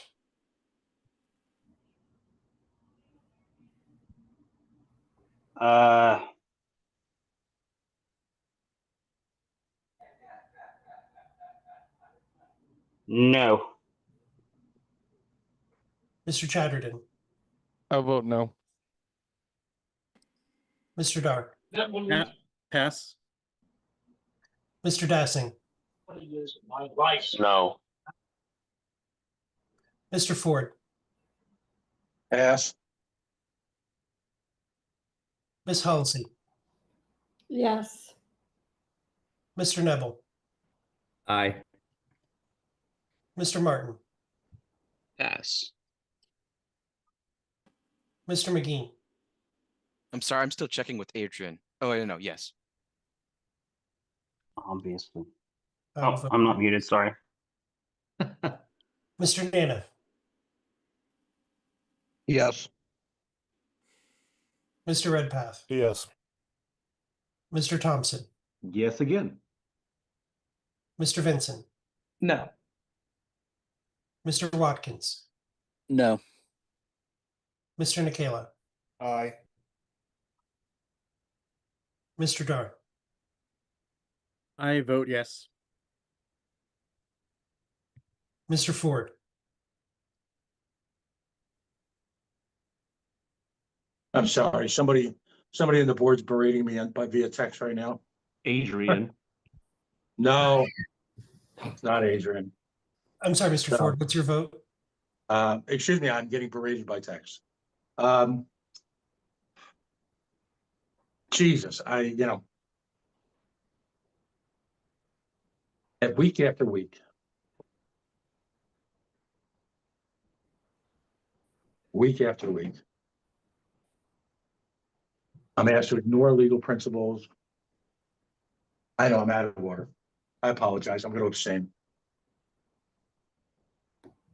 Mr. Martin. I believe this could get us in serious trouble. I don't even know if I can participate in this vote, even to vote no. For legal reasons and for liability avoidance reasons, I'm going to abstain and advise that members change their votes, because after this, you can't turn back. Thank you, Mr. Martin.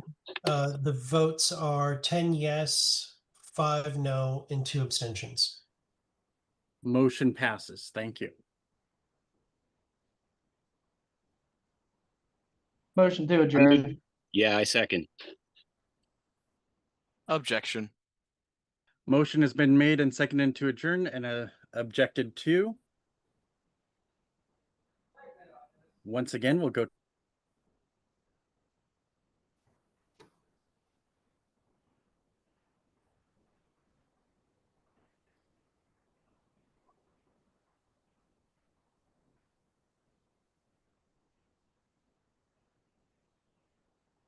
Who made the motion?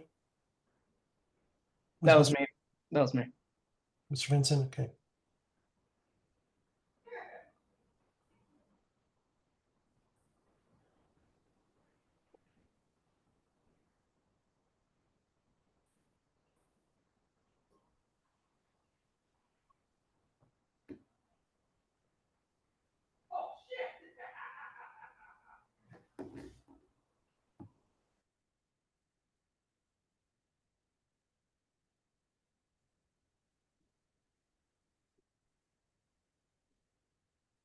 I just want to say, as a point of personal privilege, I had all of the motions ready to go and thought that I was great before the meeting started. I didn't realize I was going to have 35 additional ones to do on the fly for every vote.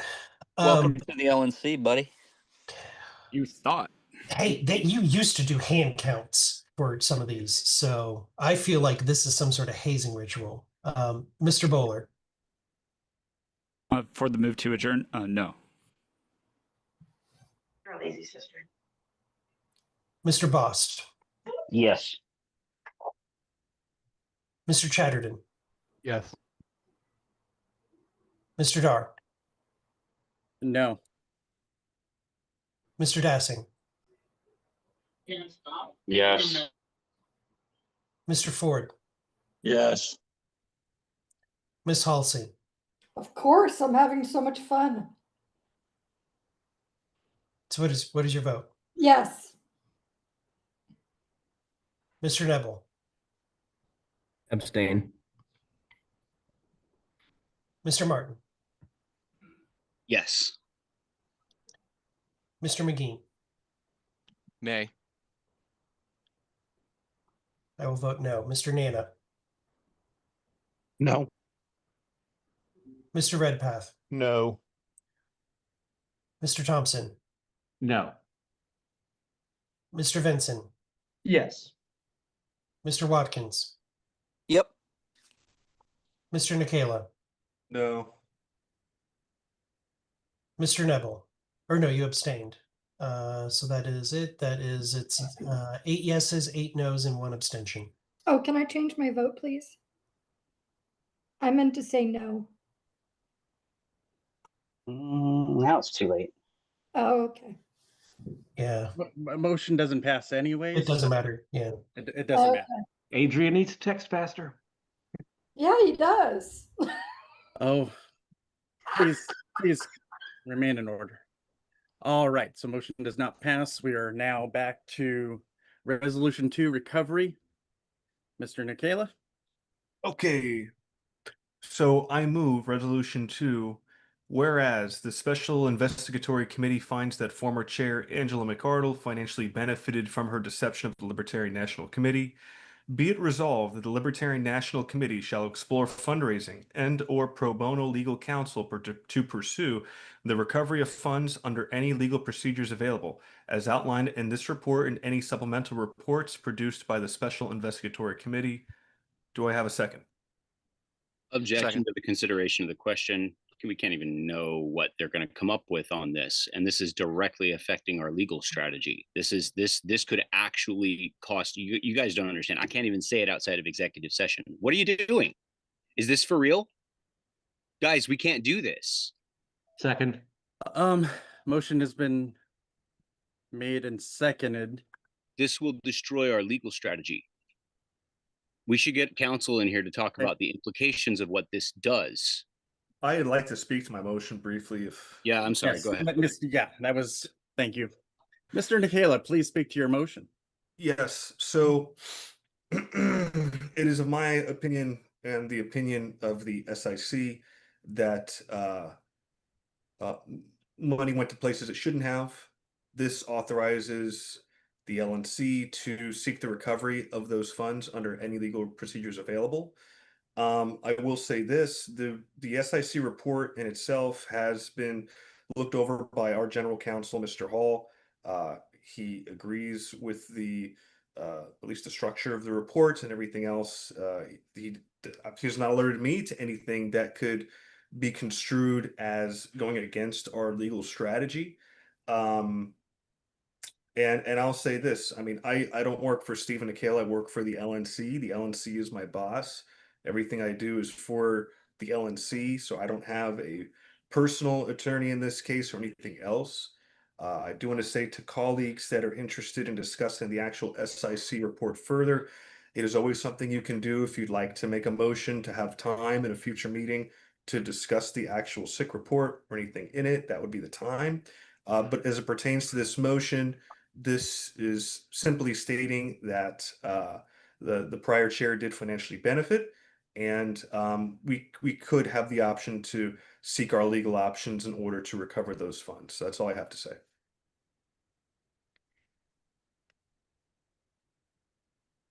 Mr. Chatterton, I see you first up in line. I'm frankly flabbergasted by the brazenness and the irresponsibility I've seen on display tonight in the face of, I believe, very urgent questions that need to be answered by our counsel about the impact of these motions on our ongoing litigation. There is no urgency in these matters that this has to be adopted tonight. And the fact that it has been a consistent pattern over the time since January that this board has consistently used tactics to suppress debate, to prevent raising of opposition, is a disgrace. And I believe several members of this board are not acting in the interest of this party. I will add that I have raised several matters in the introductory section about my region report that has raised substantive issues about the merits of the SIC report, that the responses received in that time were simply focused on a couple of the most superficial elements of those concerns and didn't even attempt to address several substantive issues that have to do with the merits of the allegations and the quality and the thoroughness of the investigation performed by the SIC. So again, I put forth to this body that it is irresponsible to continue with this motion tonight before we hear advice of counsel on the questions that have been raised. And we should consider the motion to postpone this item of business until our September 7th meeting so that we can get advice from counsel on the impacts to our legal strategies before we commit to an action that closes options off from those available pathways. So I motion to postpone until September 7th.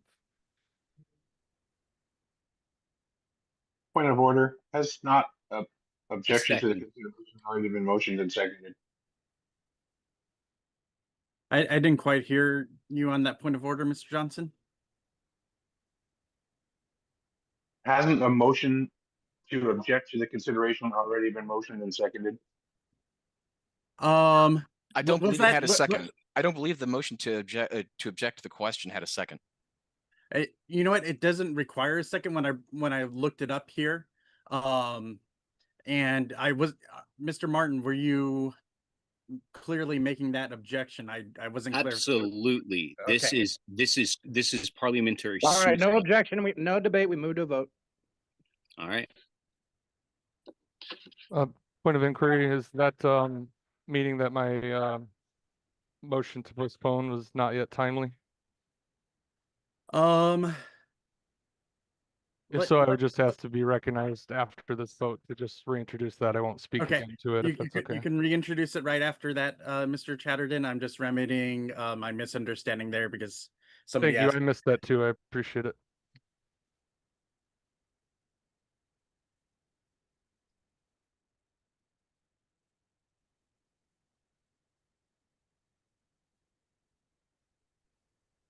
Mr. Martin, I'm just asking. It's the same objection for the previous question, yes? I'll get a little more. Yes, those objections also apply, but there's another one on this one. This one actually directly jeopardizes our legal defense and will cause the party irreparable harm and comes with a hidden price tag that will be tens of thousands of I'm dollars. not writing, Mr. Martin, I don't write all of those things down.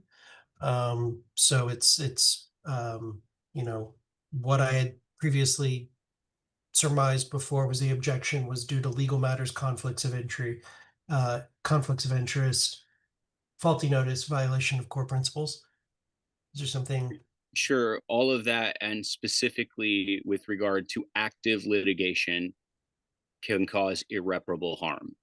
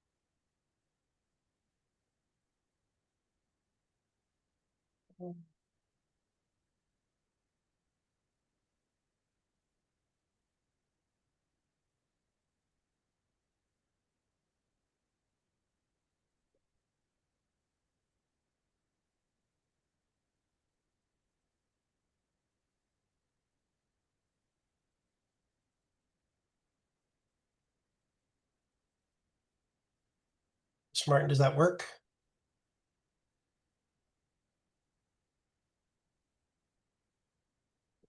Yeah, if you could put the word irreparable before harm, I'd be glad. This is a dire situation. Spell irreparable for me. I'm sorry, IRREPARABLE. If I'm wrong, spell check should help you out. It'll be fine. I can fix it later if it's not. Mr. Bowler. No. Mr. Bost. Pass. Mr. Chatterton. Yes. Mr. Dar, Pass. Mr. Dassing, Yes. Mr. Ford, Pass. Ms. Hollisey, No. Mr. Neville, No. Mr. Martin, Yes. Mr. McGee. Nay. We'll vote no. Mr. Nana, No. Mr. Redpath, No. Mr. Thompson, No. Mr. Vinson,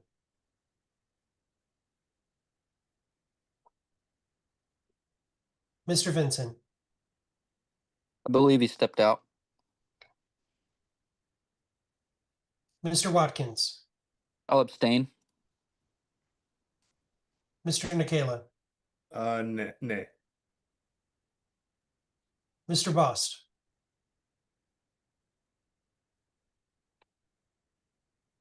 Abstain. Mr. Dar, No. Mr. Ford, Abstain. Mr. Vinson,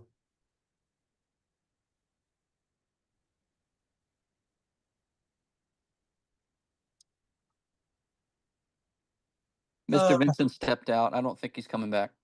Okay.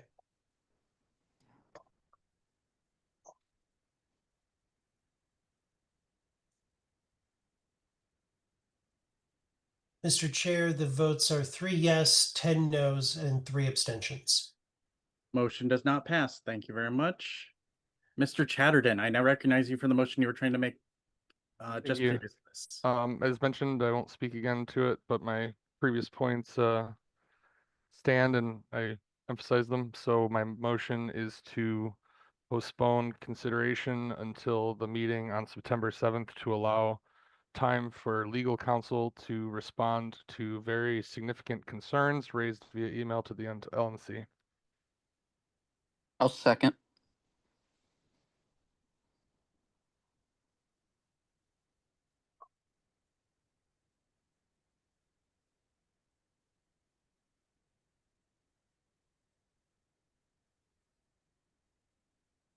Motion has been made and seconded to postpone. Do you need a moment more, Mr. McMahon? Okay.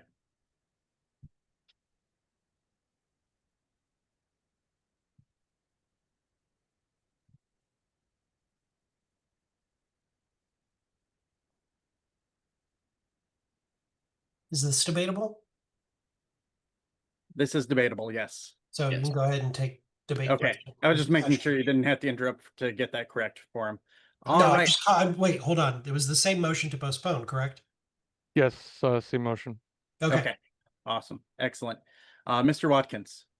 Yeah, I just want to, I guess, thank Mr. Nikela for conveying that council, I guess, agrees with this course. However, I think it would be, I guess, wise to allow the full LNC to be able to address him directly as a group to discuss this and raise these concerns with him rather than rely on email and the latency involved in that.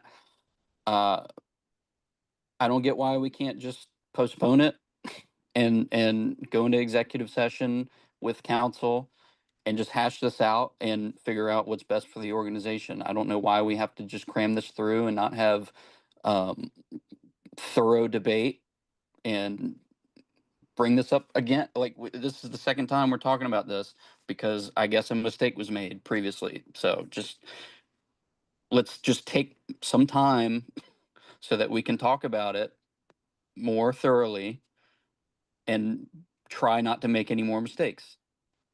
Thank you. How much time is left on this item, Mr. Chair? Let me see here. We have 5 minutes, 43 seconds. Mr. Boast. Well, I guess I'll get a chance to speak one time this evening. I did not read the report before because I didn't have time. I have read the report now. Concerns about council and having time to read it aside, I still think many of the points raised by Mr. Chatterton are valid, whether or not we get advice from council. But where before I abstained, I would be voting no on the resolution this time. Or yes to postpone, depending on what we're talking about. Yes, I was about to say that last part you've corrected to make it germane. Ms. Cowart. Thank you. Guys, we've had this report for 2.5 months. We've had debate. We've talked with council in multiple executive sessions at this point. I don't know what more we need to do as far as beating this horse to make everybody feel like their concerns have been raised and heard and that we've gotten our responses from council. I don't know that we're going to get any further with this by going into yet another executive session with council. Questions have been answered ad nauseum. Whenever this meeting was called and notice was given, I Questions reached in my out to the report have chair not because been I was answered at all, ever. So whenever this meeting was called, I actually reached out to the chair and asked, why are we rehashing this? And my understanding is that there were no mistakes made, because I want to make that clear, because there was just an assertion that mistakes were made. I asked the question, did we do it wrong? And the answer was, no, we did not do it wrong. We are going back through this to make sure that there is beyond reproach, no kind of issues with notice or anything like that. But with what we had done as a body back on June 9th, we did do it the proper way. So this is not a correcting mistakes thing. This is a just going through the motions again to make sure that there is no concern whatsoever, that nobody didn't have proper notice to read the report and ask their questions and respond prior to that. That's the only thing I wanted to say. I wanted to clear the record on that point. Mr. Nana.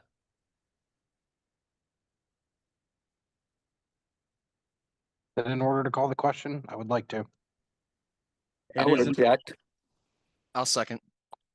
Motion has been called and seconded. There's been an objection, so it'll go to a vote. Here we are More forcing another thing silencing. through without debate of substantive issues, without Point of order. consideration The of legal question has been advice. called. This body is acting in a come to disgraceful order. manner. Point of parliamentary inquiry. Is it a misuse of the motion to call the question to suppress members' rights to express their opinions and have informed decision making? No, it is not. You vote no on calling the question if you want to continue to debate. It's pretty fucking simple. I think the audience can see for themselves what's happening here, guys.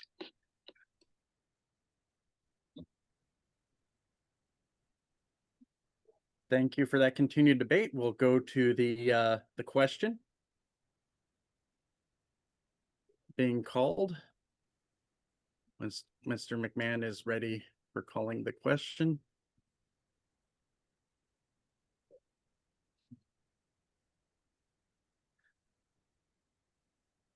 The question that is being called is for postponing, not on the main motion. How much time remains on the main motion? 1 minute, 32 seconds.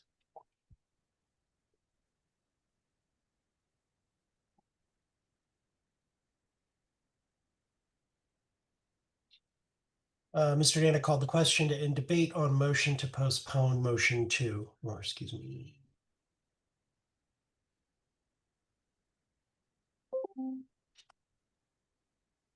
Resolution 2. Mr. Bowler. No. Mr. Bost.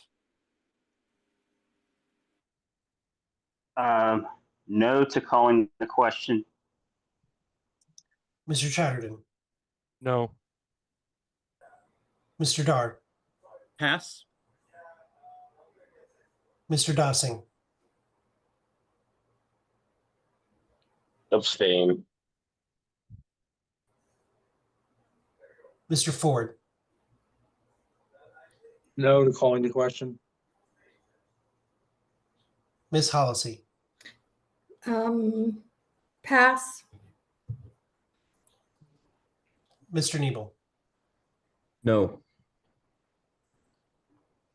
Mr. Martin, No to authoritarianism. Mr. McGee. Aye. I'm going to vote no. Mr. Nana, Yes. Mr. Redpath, I'll abstain. Mr. Thompson, No. Mr. Vinson. Oh, I'm sorry, he's not here. Mr. Watkins, No to calling the question. Mr. Nikela, I'll vote no. Mr. Dar, I abstain. Ms. Hollisey. Abstain. The votes are 2 yes, 10 no, and 4 abstentions. Motion to extend time. Second. Yeah, so the previous vote that failed. Motion to extend time. How much, Mr. Chatter? Yes, Mr. McMahon. Just hold your hat for 1 second. Okay.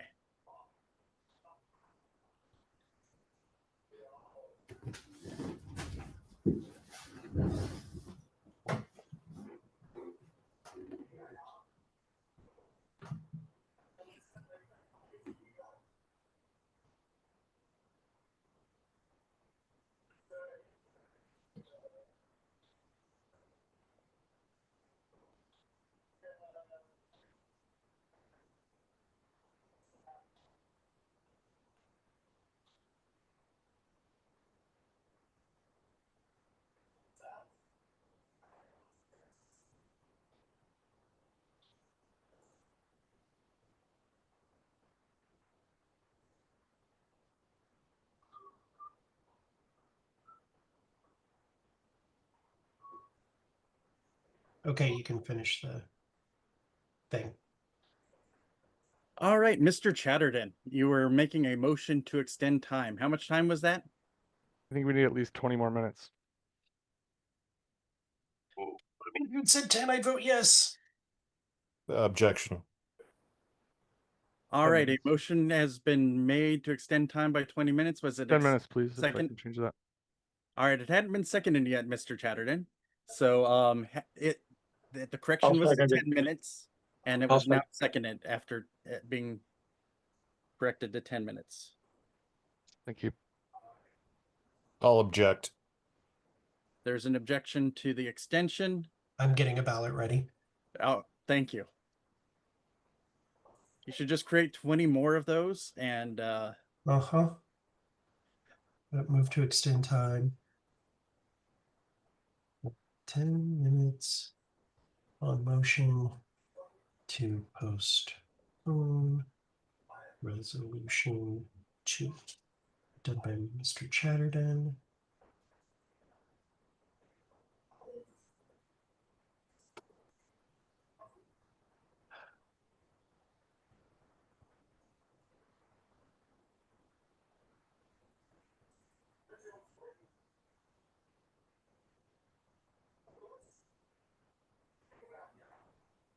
Just 10 minutes. Would it be in order if I could ask Mr. Redpath to reconsider his objection? I think we're going to waste more time voting on this than Going to pass.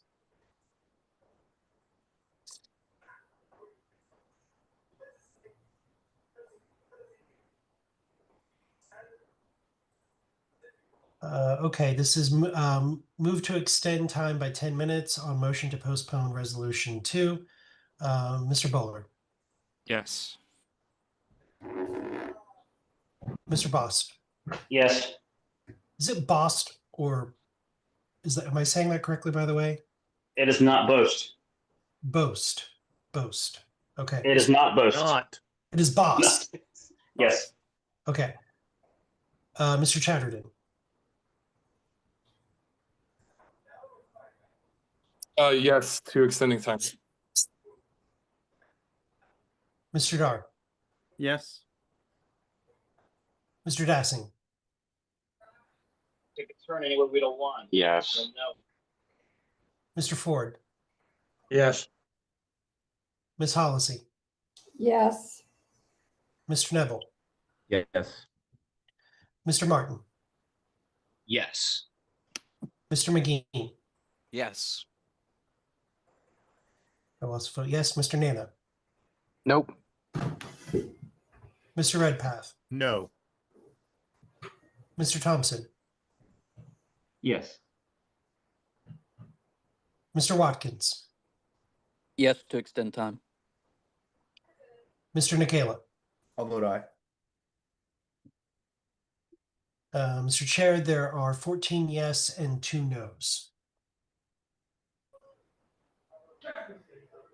Time been extended by 10 minutes.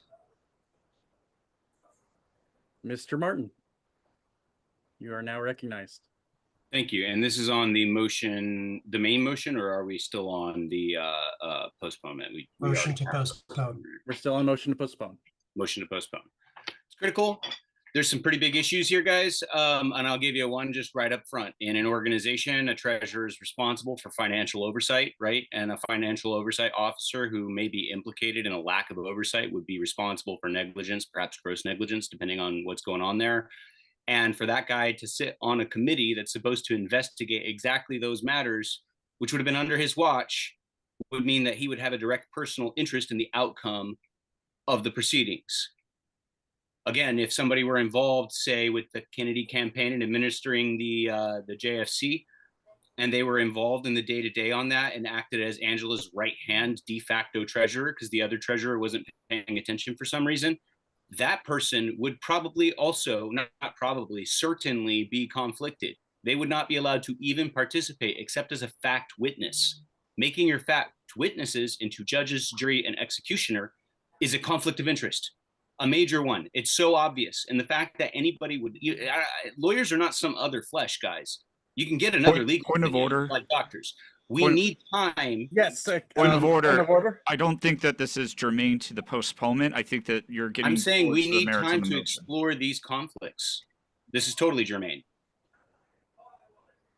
These are conflicts for which we need legal opinions.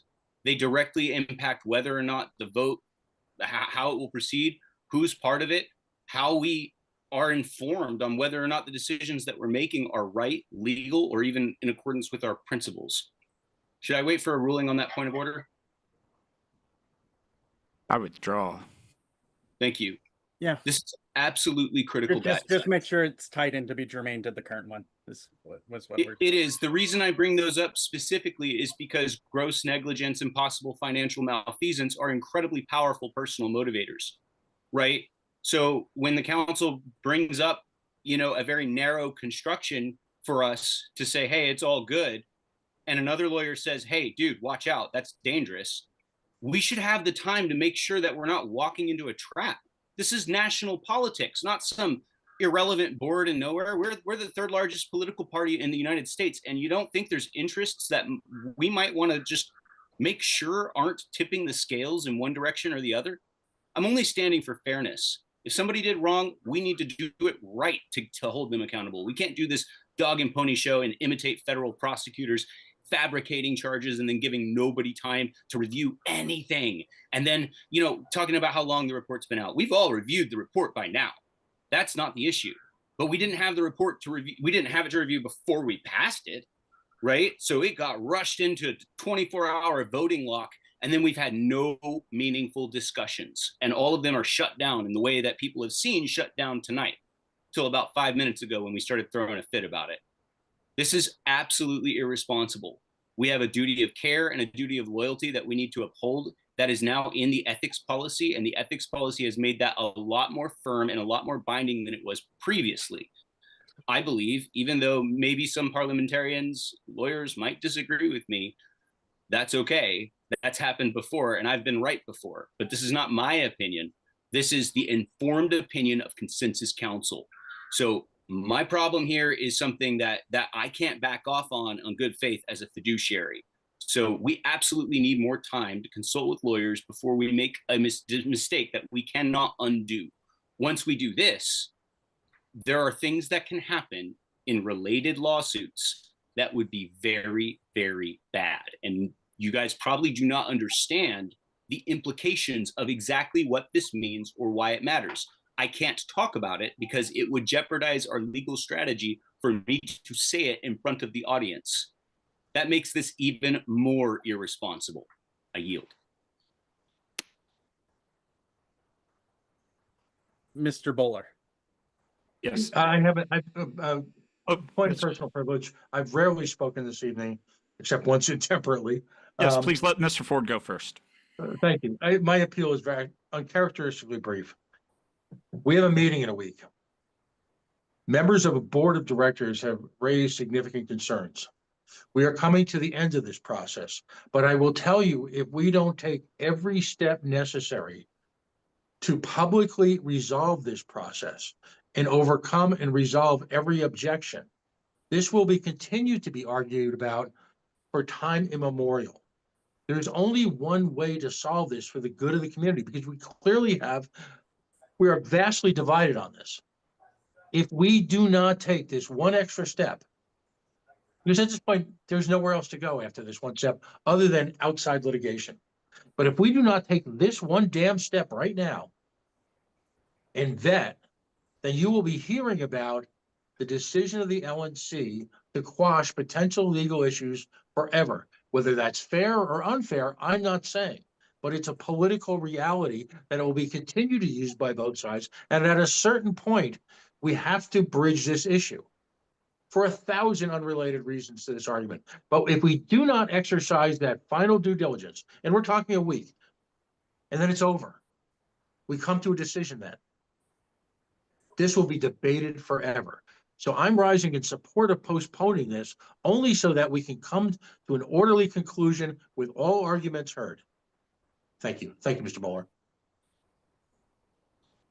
Mr. Bowler. Yes. So I raised the point of orders about the notice of the motions, including the one that we're talking about postponing now. The purpose of doing that was also to make the point that, yes, it was a hasty decision and ill-advised to do at that time, I think. That being said, it is the circumstances of August 24th are not the same as June was 6th or June 9th. And I think we've had enough time to really go over this. To Mr. Ford's point, yes, it's a very divided issue. I really do not see more time changing the way that anyone's going to feel about this. So instead of putting it off and keep postponing it over and over and over again, I think it's just time to go ahead and deal with it and deal with any consequences that come along with it. Thank you. Mr. Chatterton. We've seen the tactics that have been deployed here over and over again, claiming that these things, we've had months and time to read. This isn't about reading it. Everyone here heard the numerous issues that I raised about concerns about the merits, and everyone heard the responses focus on one or two superficial issues around about a dozen others that are substantive in nature and have never been addressed. The actions this board is taking show conflicted interests all over the place, left and right. And everyone who's saying now that we are in a position to better position than we were on June 9th, I have just raised numerous brand new, never before raised legal concerns that have been come before this body based on events that happened in the last week that are brand new, that no attorney has commented on to us as a board. And we need time to hear legal advice on these matters before we commit more irreparable harm to this party. I believe it will be very personally irresponsible to any member who votes not to postpone this. And it is absolutely our duty to do so that we can be properly advised before we go ahead with this consideration.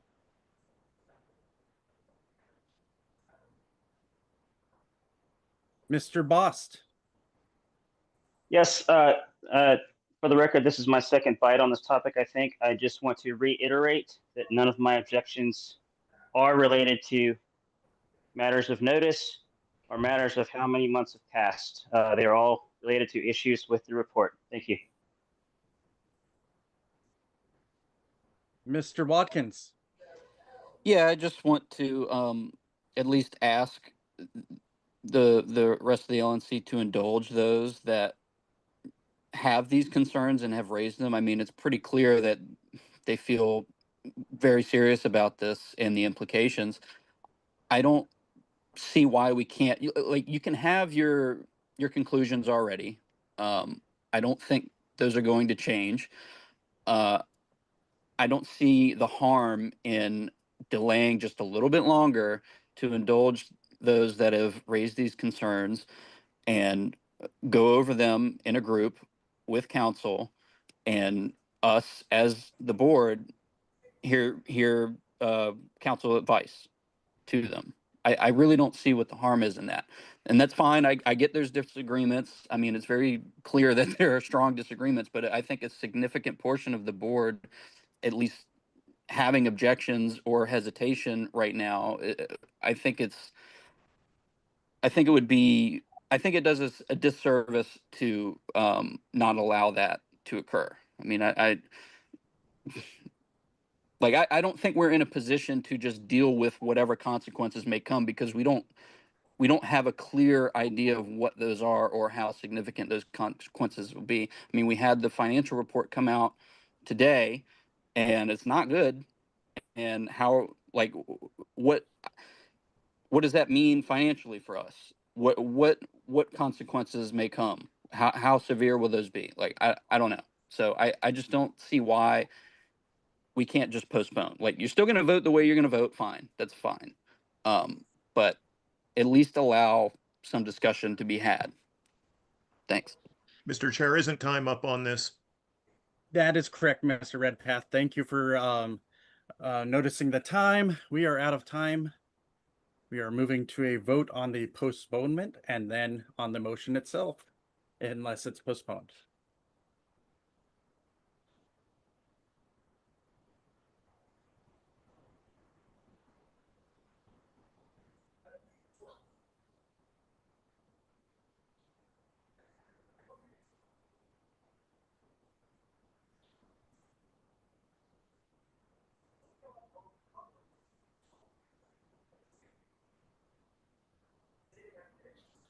I think you're on mute, Mr. McMahon. I sure am. Move to postpone resolution 2 to September 7th, 2025, LNC special monthly meeting. Mr. Bowler. No. Mr. Bost. Move to postpone. Yes. Mr. Chatterton. Yes, to postpone. Mr. Dar. I'll pass. Mr. Dassing. Yes. Mr. Ford. Yes. Ms. Hollisey. Pass.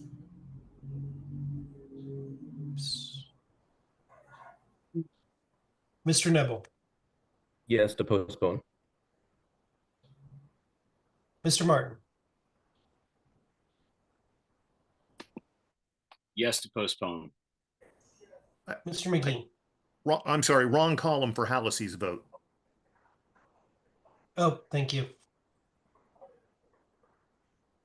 Mr. McGee. No. We'll vote no. Mr. Nana. No. Mr. Redpath. No. Mr. Thompson. No. Mr. Vincent's not here. Mr. Watkins. Yes to postpone. Mr. Nikela. Nay. Mr. Dar. No. Ms. Hollisey. No. Mr. Chair, the votes are 7 yes, 9 no's. Motion does not pass to postpone. moving to the main motion vote now. This body is disgraceful. I'll be leaving the meeting now. Good night, everyone. Yeah, Good this night. is an absolute travesty. I'm not going to be part of this. You guys are on your own on this vote. This is absolutely ridiculous. And everyone here knows they're doing something wrong. This is a Point of breaking- order. You're wrong. Right Don't up let the the- door Point of hit your order. butt on the way out. Come don't to worry. order, please. Don't worry.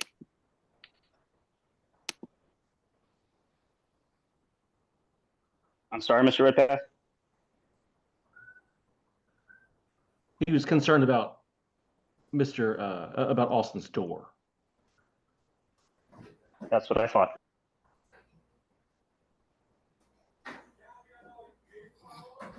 Be glad we aren't all in the same room. You could have actually heard my NCO voice for once. I would have made you feel it in your souls. Sergeant Dark comes out every now and then. I keep mine deep down inside. Did Mr. I heard Mr. Chatterton left. Did Mr. Martin leave? I believe so. Said he was leaving. I did not. I'm not seeing him right now. I believe Mr. Lamb is present.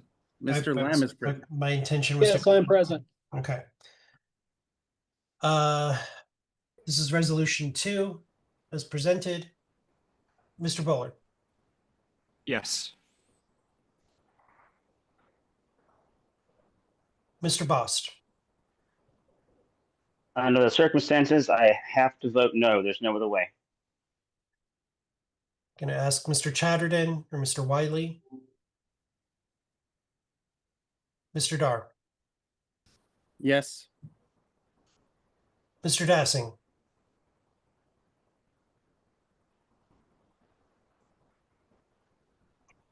Mr. Dassing. Mr. Bracco.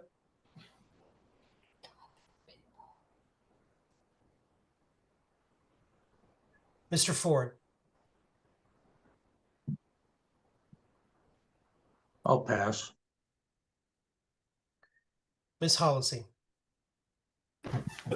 Yes. Mr. Neville. Aye. Mr. Lamb. I concur with Mr. Bost. I'm voting no. Mr. McGee. Aye. I vote yes. Mr. Nana. Yes. Mr. Redpath. Yes. Mr. Thompson. Yes. Mr. Watkins. No. Mr. Nikela. Yes. Mr. Dassing or Mr. Bracco.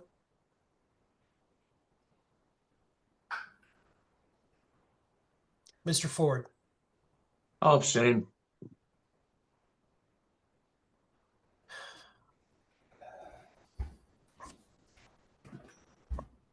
Mr. Chair, the votes are 10 yes, 3 no, 1 abstention, and 1 not voting. Motion passes for resolution 2. Thank you very much. Next item of business is adjournment. Move to adjourn. Second. Move to adjourn the LNC meeting. Object to consideration. Please. really. Okay. All right. So we've moved to adjourn to the LNC meeting. The executive committee meeting will open up after adjournment. Yes, Mr. That is not Mr. Vice Chair. The call was for a discussion on the motion with the full LNC. Yes, that is before correct. Convening the executive committee. Thank you for the correction. Glad I heard to walk through that. So full LNC discussion on the motion, and then it would move into the executive committee meeting. Thank you very much for that correction on the notice. But for adjournment here, is there any objection to adjourning? I am not seeing any objection to adjournment, so we are adjourned. Thank you. Thank God. The recording has stopped. 9:54. All right. My daughter's crying in the background. She wants me to read her a book, so hopefully we'll be done with executive session soon. But I did want to have the full LNC together to discuss, at least before we hop into an actual XCOM meeting, the merits of $10,000 to LP Arkansas for the purposes of ballot access. So, Mr. Chair, is the Arkansas chair going to join us? he said he was going to. I believe Mr. Michael Paco is Paco, here, and so I'll he give is him a in- floor he's in while the I tend to audience. my child, and Dr. I'll let Paco. Mr. Dar play traffic cop for a minute. Okay. Mr. Dar, before you start, could I ask a quick question? Just a member of the gallery. Sure. Before we move into this portion, go ahead, Mr. Roos. Yeah, so I thought the FSC was an interesting idea. I'm kind of curious to see how it'll work since it's now constituted. It seems that my question basically is, does it also review expenses such as this one that's being proposed? So in other words, like, what's the step to follow, right? The executive committee votes on this expenditure, then it has to go to the FSC for approval. Is that how it's going to work? I'm not so exact. I don't know, since I've never seen what the FSC actually does yet. I would have to pull up the policy manual on that, sir, but I believe the FSC's portion in that is more that they are tracking those expenses there. They are wouldn't be the decision maker on the process for this. I'd have to speak to the chair more for his intent there. Mr. Bowler. Yes. So when Alabama needed ballot access in 24, we were seeking 25,000, and then we ended up with a 5,000 after we fundraised 20,000. At first, I was thinking about suggesting that for this, but from my understanding, it's a situation where they're engaged with a petitioner and they need an answer now rather than later. And so because of the unique circumstances, I think that from everything that I understand about their situation, it is a worthy cause. And I'm not going to be in favor of ballot access all the time when it doesn't make sense, but I think this time it does. Thank you. Thank you, Mr. Bowler. And on the note of fundraising, I did check with staff ahead of time. There was approximately $1,100 already raised this year for ballot access under that category. So I just wanted to see how much had just been passively raised through the LNC previous to that. And personally, I'd like to see anyone that votes in favor of this and anyone that supports it to reach out and to try to fundraise for the LNC and get more people to help support ballot access action like this. There's people out there that'll donate for this when they wouldn't for the general fund, for example. Mr. Nana. Yes. So I've previously served as ballot access committee chair, and I'm intimately familiar with. I'm not going to name the person, and I'm intimately familiar with the contractor that is essentially waiting on this answer, along with the state of Arkansas. And I do believe it to be something that needs to be decided, hopefully tonight, in the affirmative. Arkansas, we have had a history of supporting Arkansas, and they've had a history of keeping up their end of the bargain and supporting themselves as much as possible. It is a tough retention goal, but it is achievable, and I think we really ought to help them out. Mr. Redpath. Yes, I certainly support helping Arkansas out. First of all, regarding the cash situation of the National Party, that has been greatly enhanced by the sale of the building. So the situation just within the past week or so has changed quite a bit. Now, we can't eat that down all the time. But Arkansas has done, first of all, Arkansas has done a great job on this drive. They've done nearly 10,000 signatures that they've paid on their own and through volunteer signatures. Arkansas has a history of running dozens of candidates every election cycle up and down the ballot. 3% will not be easy. They have not achieved that before. But I must also disagree with Mr. Watkins. The implication in an email I saw earlier today was that this would be, even if we didn't make the 3% for governor, this would just be a waste and not worthwhile. It's always worthwhile to get a bunch of libertarian candidates on the ballot. And I think this is a very cost-effective endeavor in doing that. And a party that has punches far above the average weight, so to speak, of the typical state party on ballot access matters. Michael Packo has done a great job as chair. And I think that this is a classic case of a state party that definitely deserves the help of the LNC to get this to the finish line. Thank you, Mr. Redpath. Mr. Watkins. Yeah, I guess I have a series of questions, but the main one is, when does the petition drive end? When is their deadline? The deadline, I believe, is in February, is my recollection. But the problem is that they've got a really good rate right now with the petitioner there. I'm afraid that really good signature rate, there's a chance that it will go away if we don't finish it now. And also, just generally speaking, if we postpone petitioning now, it's just going to get postponed to a more intense period in the election cycle when rates for petitioners are likely to go up. Okay, thank you for that. That's helpful. I don't like rushing into things like this, because I would also like to have a little more information about what the plan of the campaign for, I assume it's governor, or is it Senate? Is that what this is for? It would be 3% of the vote for governor would be the test to remain on the ballot. Okay, so yeah, my questions are going to be like, what plan does the campaign or hypothetical campaigns have to achieve that 3% and retain it? And does having ballot access assist more local, nonpartisan candidates with getting on the ballot, or are they able to, like, would this money be better served on being spent on tools for local level candidates that actually have a chance of winning and advancing our ideas? Or is it just going to, I don't like saying it's going to go to waste, because it just sounds harsh, but I mean, it just kind of seems like the reality, because 3% has not been achieved by a third party in Arkansas, I think, since, I don't know, the 90s, early 2000s, something like that. Mr. Packo just joined us now. Why don't you, Mr. Watkins, why don't you? Sure.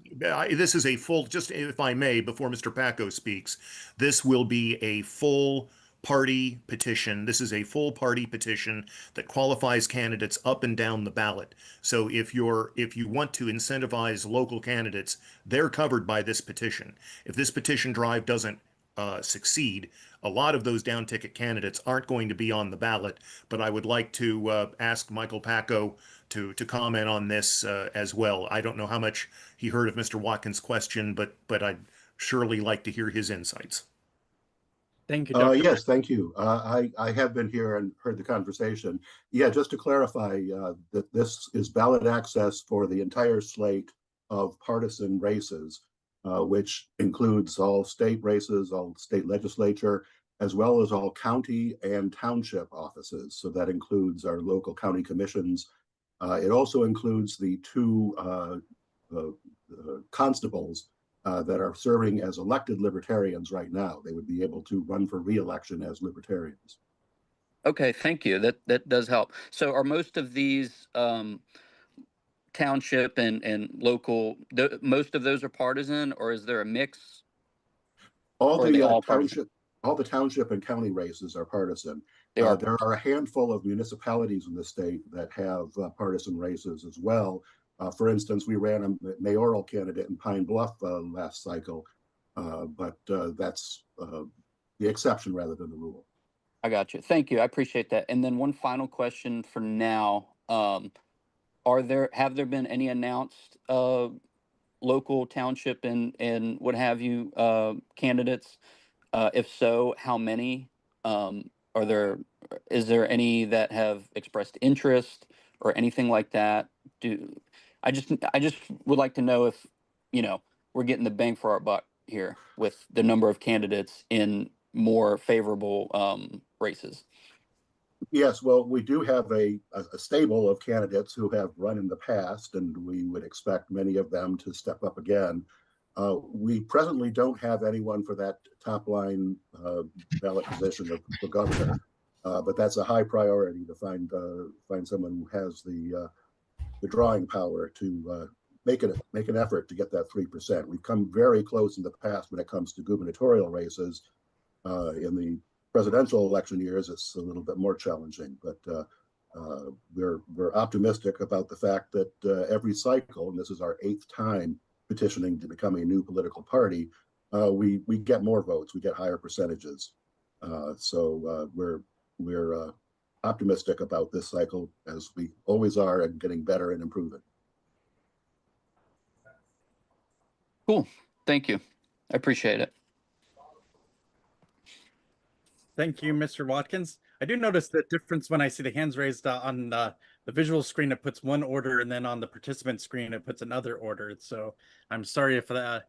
McMahon was just messaging me there. Was your hand actually raised before Mr. Boss then, or? It's okay. Okay, so Mr. Boss, then Mr. McMahon.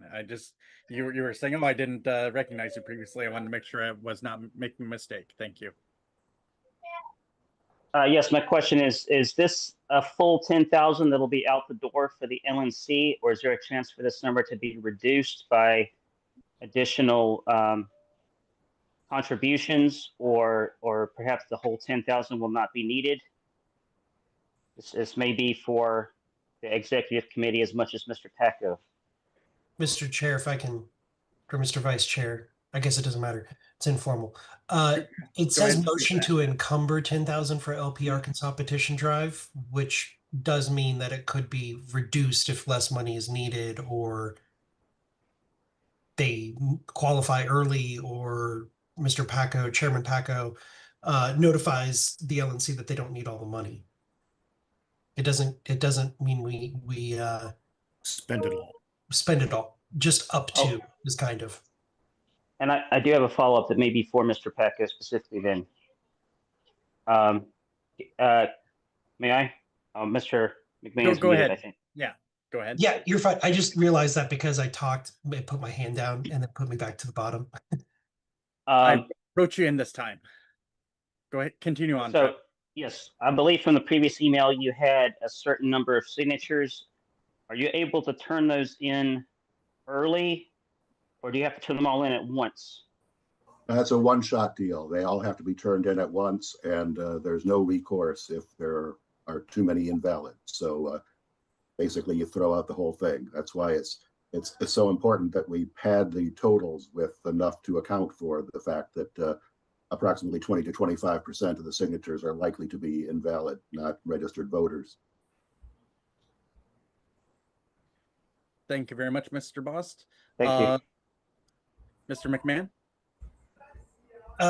So for those of you who may not know, I served on the LNC previously, now over a decade ago. That's sad.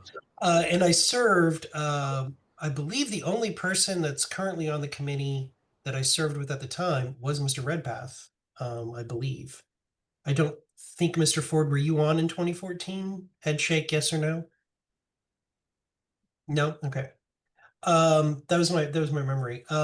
There were fireworks between myself and Mr. Redpath. I was on as at large, and while I loved supporting candidates, I was very disappointed at the time with how much money we were spending in states that didn't lift a finger to get signatures or to retain ballot status. And not saying, hey, you have to retain, but there were states that honestly didn't even try, and we were hemorrhaging tons of money for these states. And so myself and Mr. Redpath got into several heated discussions during LNC meetings for what I did think was a waste of funds. In this instance, Arkansas has put in the hard work. They've raised a lot of money. They've been hitting their targets. They've been hitting their goals. This is one of the ones where not only do I support the funds being spent for this, I also have good confidence that the LP of Arkansas and Mr. Chairman Paco specifically are going to do everything they can to try to retain by hitting that 3%. I'm not saying they're going to, they can't promise that either. It's a very difficult row to hoe, but I know that they're going to put in a ton of effort into it. I have no doubt in that whatsoever. So this is one of the one times you will hear me. I'm not going to be one of the people who is going to blindly support ballot access, and I'm going to be very critical of the Ballot Access Committee and Mr. Redpath and other states when they're asking for funds. But this is one of the ones that seeing what they've done in Arkansas, knowing what they've achieved already, knowing that they've been fundraising and that they're really up against a wall right now where they have to give an answer now, as opposed to in a month or two when they could do more to fundraise on their own. I feel like I would want this to happen if it was my state. I would want this help and doing all the things that I could to achieve it. So you've got my support unless somebody in here asks you a question that sways my support. Thank you. Mr. Ford. Mr. Chair, Chairman of the Arkansas Party, a couple of questions. The first one, maybe you can go into some detail about some of the local efforts that you've made, but not just in fundraising, but the type of events and the type of commitment you've made to this. And then my second question would be about what about legislation, that approach? We're in Rhode Island, we're in a very similar position. We've got this notion, I've done a little bit of research, we've got this notion that you either get a certain percentage of the presidential or a certain percentage of the gubernatorial, and then that's it. And you only hold it for that cycle as long as you can keep meeting that bogey. So it's incredibly difficult in a position like that. So maybe, like I said, legislative efforts and some detail on some of the commitment, time and money and fundraising that you've made locally. Well, yes, we have been going all out on fundraising. We're also very cognizant of the fact that we need to step up and do it ourselves with the volunteer efforts. We've set a goal to collect 20% of all our signatures through volunteers. We're currently running at about 18%. We need to pick up the pace a little bit there. When it comes to legislation, we have presented on numerous occasions suggested legislation that would improve the ballot retention standards here in Arkansas. Right now, our best leverage point on that is the fact that after we won a lawsuit 3 years ago and they had to change the laws, we now have an extra 3 months to pick our candidates after the two major parties have selected theirs. So that gives us a little bit of an opportunity to see where the uncontested races are and to try to target accordingly. And I think that probably gets in the craw of some of the elected politicians.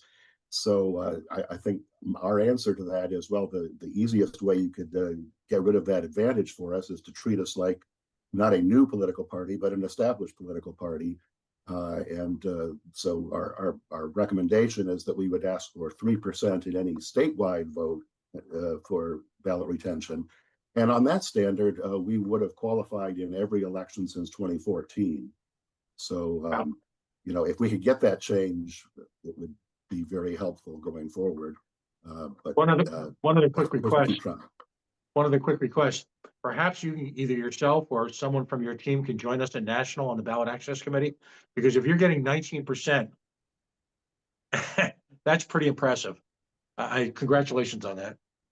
Well, thank you very much for that. This isn't our first rodeo. This, as I mentioned before, this is the 8th time we've sought new political party status.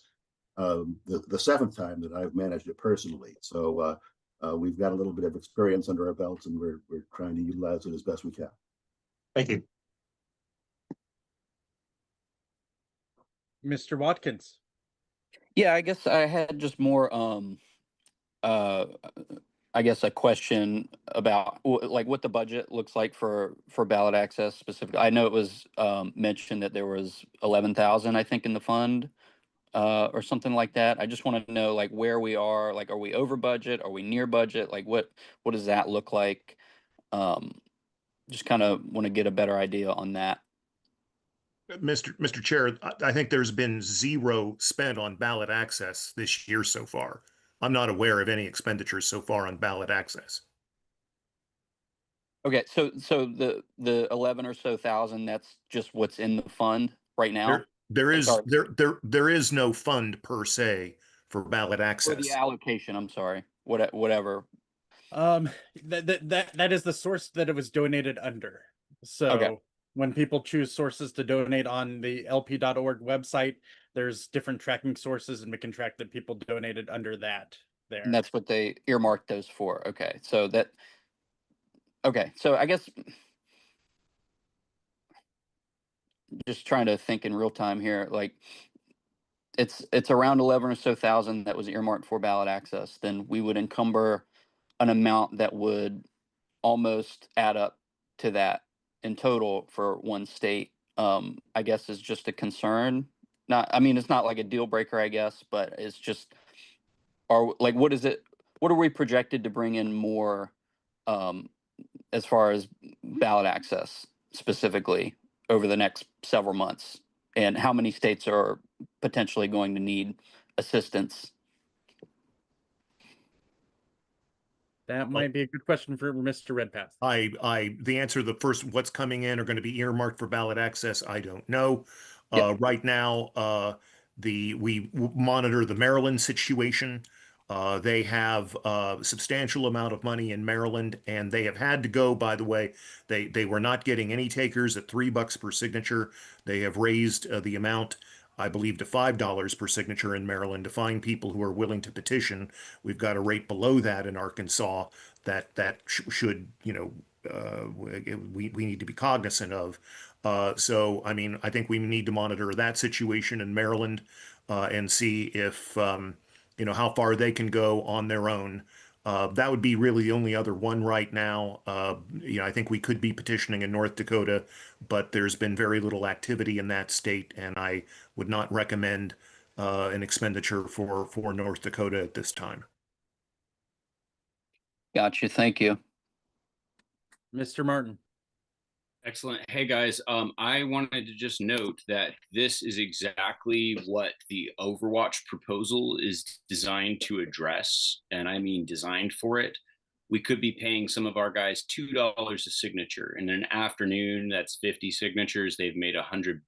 That won't work. It doesn't work. We've tried something like that before, Mr. Martin, and that is just I have the time. That is valid. That is the Thank you, sir. I'm glad for your opinion, but you Mr. can. Redpath. Mr. Redpath, please don't Yes. interrupt. Please Yes. don't interrupt. Come Thank on. you. Thank you. That's trying to. So this program also integrates training and membership growth through in-person network recruiting that allows for this to take place through a designated workflow, so that members, when they're offered a rate of $2 a signature, can simply go to the town square, college campus, wherever there's a high foot traffic area, the mall, and they can actually just, even if you got one person, they can go and canvas with a clipboard and actually build a list that they can turn around and call. There's a workflow that we've designed for this to be very effective.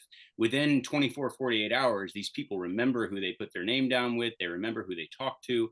Simple hacks go a really long way here in order for us to improve our ground game. And that's absolutely essential. If we weren't fighting over the drama guys, we would already have a team doing this right now for cheaper than we could afford. We wouldn't need $5 a signature.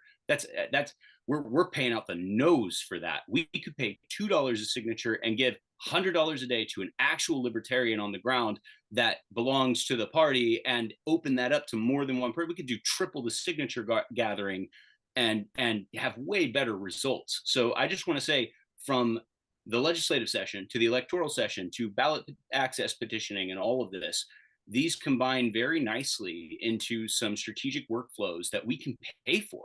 Right. And right now we're just throwing our money away. And I don't mean any disrespect. This is an important thing. We want to be on the ballot. One other consideration. We've broken a ceiling with how we've worked with, for instance, JFCs for federal candidates. It's now possible to run in states where there's ballot access issues in an independent and associate with them and fundraise for them through a JFC. So that's a really cool idea, right? We can also, on the state level, use things like leadership packs if they exist in your state, right, to do a similar setup. So anywhere we're for local races, so anywhere where we're having trouble with ballot access, right, there is actually two possible workarounds: one on the ground game, and one through some JFC type magic. It'll vary on state to state on how to do that, and we probably want to get input of counsel who knows that state's particular situation. I'm sure Oliver would be very helpful on some of these things. But this is a consideration that I just want to note for the record. If we weren't all playing Game of Chairs, we would have done this at the beginning of the year. Already be done. We'd have people on the ground gathering signatures right now, and it would cost us way less. I yield. Thank you, Ms. Martin. Mr. Nikela? Yeah, so I just wanted to talk about ways we could raise money for ballot access. We're planning on sending out a mailer for just a general mailer to a lot of people that haven't been contacted in a long time. We haven't done mailers in a long time. We have a list of people that have donated to ballot access for the past, X number of years. We could pull up the data with our potential future partnership with purchasing data. We are looking to clean up our list of about 1 million records here pretty soon, and we'll have a lot more people to actually reach out to as well that we just can't reach out to already, and target them in a lot more ways. So I am really excited about that. So hopefully we'll have more information by the next meeting on that front. We've been given a large amount of money to actually pursue the data cleanup and reaching out to folks. So that's great. What's going on in New Mexico with ballot access there, I think, is also very exciting grounds to get members to give. So there might be something we could look at talking about what's going on in Arkansas with New Mexico and with other states that may need our help later this year. So we have to also reach out to our base and get them to fund this stuff. So whatever we decide to do tonight, I think we do need to reach out to our folks. We have to get them to donate. We got to rally the troops. If they want to see libertarians in the ballot, they got to put some money up. So that'll certainly be my strategy. However we go through this is to try to raise some money. Mr. Redpath? I apologize for interrupting Mr. Martin earlier. And I wish I were wrong about what I'm about to say. I've been involved in ballot access petitioning now for 37 years in the Libertarian Party, and I wish the plan Mr. Martin put forward there had a history of success, but unfortunately it does not. And you can just look to Maryland, where frankly, the Maryland Party made the situation worse by delaying for several months the increase to $5 per signature, hoping that they would find people to petition for $3 per signature. They did not. They gained almost no signatures during that $3 per signature offer period. So we have tried something like this, as suggested by Mr. Martin. I've been working for 37 years trying to figure out how to get more people out to do volunteer petitioning. But if somebody, including Mr. Martin, has that magic elixir, more power to them. But we need to look to history to see what works and what doesn't. And unfortunately, $2 paying somebody $1 or $2 a sig, real libertarians, that'll motivate them to go out. Unfortunately, the track record does not validate that. Mr. Watkins? Yes, I would just first like to say thank you, Mr. Redpath, for your years of hard work. However, I think the history of the party has shown that, attaining 3%, 5%, whatever it is in various states does not work either. So I think it would be better for us as an organization to shift our focus to something that is objectively attainable, like local level races. We have Mayor Lamb on the LNC right now. He's a mayor. He's not a governor. He's not a senator. He's not the president. That's what the numbers show is more successful. And every year we spend tens of thousands of dollars throwing at ballot access in different states. Whether we whether I or anybody thinks they're deserving and have a good plan and have a good likelihood of achieving their goal, most often it just doesn't pan out like we wish that it would. So I think doing the same thing over and over again is just kind of, it's not to our benefit, and I think we need to shift focus. I mean, last year, about a year ago, around this time, we sat around in Miami and developed a strategy, and we've gone, way outside of that, and it was a more locally focused strategy. So I think really we should probably readdress that and either stick to it or amend it and adopt a new strategy, whatever it is. But I don't think just throwing money at different states' ballot access races are lucrative, or they don't generate any kind of meaningful return. Frankly, I mean, great, we have our letter on the ballot, but people look at that and then they go, "Oh, that's cool," and then they vote R or D, or they vote independent, they just overlook us. So I don't know. It just doesn't seem like this approach has ever worked, or is going to work in the future. So I think something else. I think we need to try something else.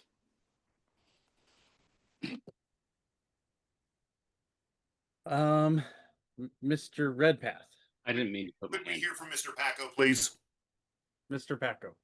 Yes, I just wanted to respond. Thank you, Mr. Watkins, for your concerns about local access or local races. I just wanted to reiterate that this is a full across-the-board ballot access in all partisan races, including some very local races. And that does include, as I mentioned before, 2 elected township constables. So yes, we see the merit in running local races and getting people to change their voting patterns on those races where it's not the top of the ticket. But this particular ballot access opportunity for us is across the board, and we try to utilize it both locally to raise votes and get people elected, and also to have the bully pulpit there at the higher level races to spread the libertarian message, especially in the opportunities we have for statewide debates and things like that. So we try to think about this as the best of both worlds, getting the local emphasis as well as some statewide candidates, and trying to get that ballot access or ballot retention standard as well. If I could be recognized now, Mr. Chair. Yes, Mr. Redpath. Yeah, I mean, Mr. Watkins brings up points that I'm just not going to address. Right, it goes into deeper philosophy and regarding the role of the Libertarian Party in the United States. I do not think running for higher level offices that we can't win. I do not think that is a waste, but that comes down to different perspectives on this. I'll just say that we are the most successful minor party in the United States over the last 50 years. Our lack of electoral success is not our fault. It's single member plurality voting. It's the voting system that props up the 2 dinosaur parties, and it's going to take a change to our election system to make us successful on a widespread basis. But in any case, I've spoken. If I could just briefly respond, I don't mean to cut ahead, but I mean, we know that the deck is stacked against us, and it's going to be stacked against us no matter what. And say we throw $10,000 at whatever, I'm not even going to use Arkansas, just whatever state. Just say we throw enough money at a state to get on the ballot for a candidate that attains, I don't know, 5%. Say that the threshold is 5%, and they reach that, and they retain ballot access. We're still not in power. We don't have any influence over the state legislature and what they do with the threshold. What are they going to do? They're just going to raise the threshold again. We saw that with Gary Johnson in the polls. He was polling well, and they just changed the rules on him. Like they're just going to do that. So no matter what, no matter how successful we are at a state wide race, we still don't have any influence in the government, really, at all. Okay, well, let's join the Republican Party then. What the hell? No, you're not hearing what I'm saying. I'm Yes, saying I we am. need to see a no, you're not, and you're Yes, I you're am. mischaracterizing me. So No. just don't even. Okay, I'm not even going to argue. You're Let's don't yeah, even not have don't even go further there, dude. crosstalk, please. Don't even go there. All What right, I'm saying is, it's not going to be successful. They're going to change the rules on us, no matter how much we don't want that to be true. It is true. I think we do, and I appreciate Mr. Paco stressing the local level, uh, implications to this as well. But I think that needs to be our focus, and I think that's very important, especially when we are financially unhealthy right now. So that's it. Miss Hullissy.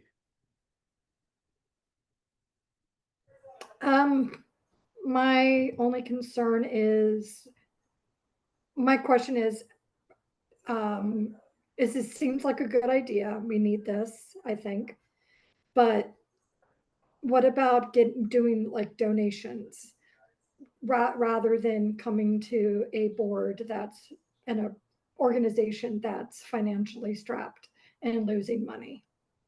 That's my question.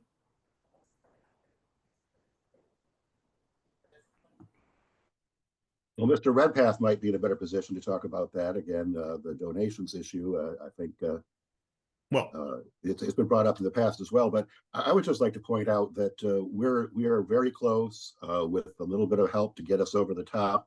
We would have a success to talk about within the next month or so. And that can help the fundraising effort by having a win under our belts that we can go out and talk about to raise more funding for ballot access efforts in other states. Well, as far, if I may address that, Mr. Paco put up a $5,000 match out of his own pocket toward this. I don't know if the other $5,000 was raised, but I personally put $1,000 toward that match myself. It was matched. That's very, very helpful. Thank you, Mr. Redpath. Thank you. Mr. Martin. Aloha. What a wonderful discussion where no one is rushed in calling the question to shut everybody down. I just have to say, I love this. Thank you. I appreciate that this matter is getting the attention that it deserves. This is an important matter. I'm not quite as bearish as some of my fellows who think that this is just a bad investment. I actually tend to lean towards this is a worthwhile investment, but I think the way we're going about it is flawed. I wanted to appreciate what Mr. Redpath said. It has been tried to offer mere dollars for signatures to libertarians, and he's right in the fact that that alone would absolutely not get us across the finish line. It takes a complete program. It takes a complete effort to not only bring people in who actually are amenable, looking to make some money. You'd think that'd be easy, but you're right, that is hard to find. We have to actually seek those people out in certain ways. That's part of what my plan covers. Another part of what it covers is training those people, because you can get anybody to say, yeah, they might not be very good at it. They need to be able to be trained to do us right. And then finally, when it comes to, once you've got people like that, all that it is just a matter of basically saying yes. And we're saving a ton of money because we don't have the overhead of using a third-party company, but then you don't have the organization that you need in order to keep using those resources. So the program that I'm suggesting is a lot more holistic. It involves training and pipelining critical personnel that we need for things like signature gathering and petitions. And these are the guys that also are perfectly positioned to help the candidates and who have the network intact to be able to mobilize them for legislative face showing, so that our candidates and our party get a lot of time during the legislative session to gain influence in that establishment. Even if you're not going to win that way, it gives you the chance to do important things like what I've done in Hawaii. You know why they're talking about passing Defend the Guard in Hawaii? You know why the governor supports it? And we have 4 state legislative members that are in support and wanting to introduce and co-sponsor it, because we're showing face there.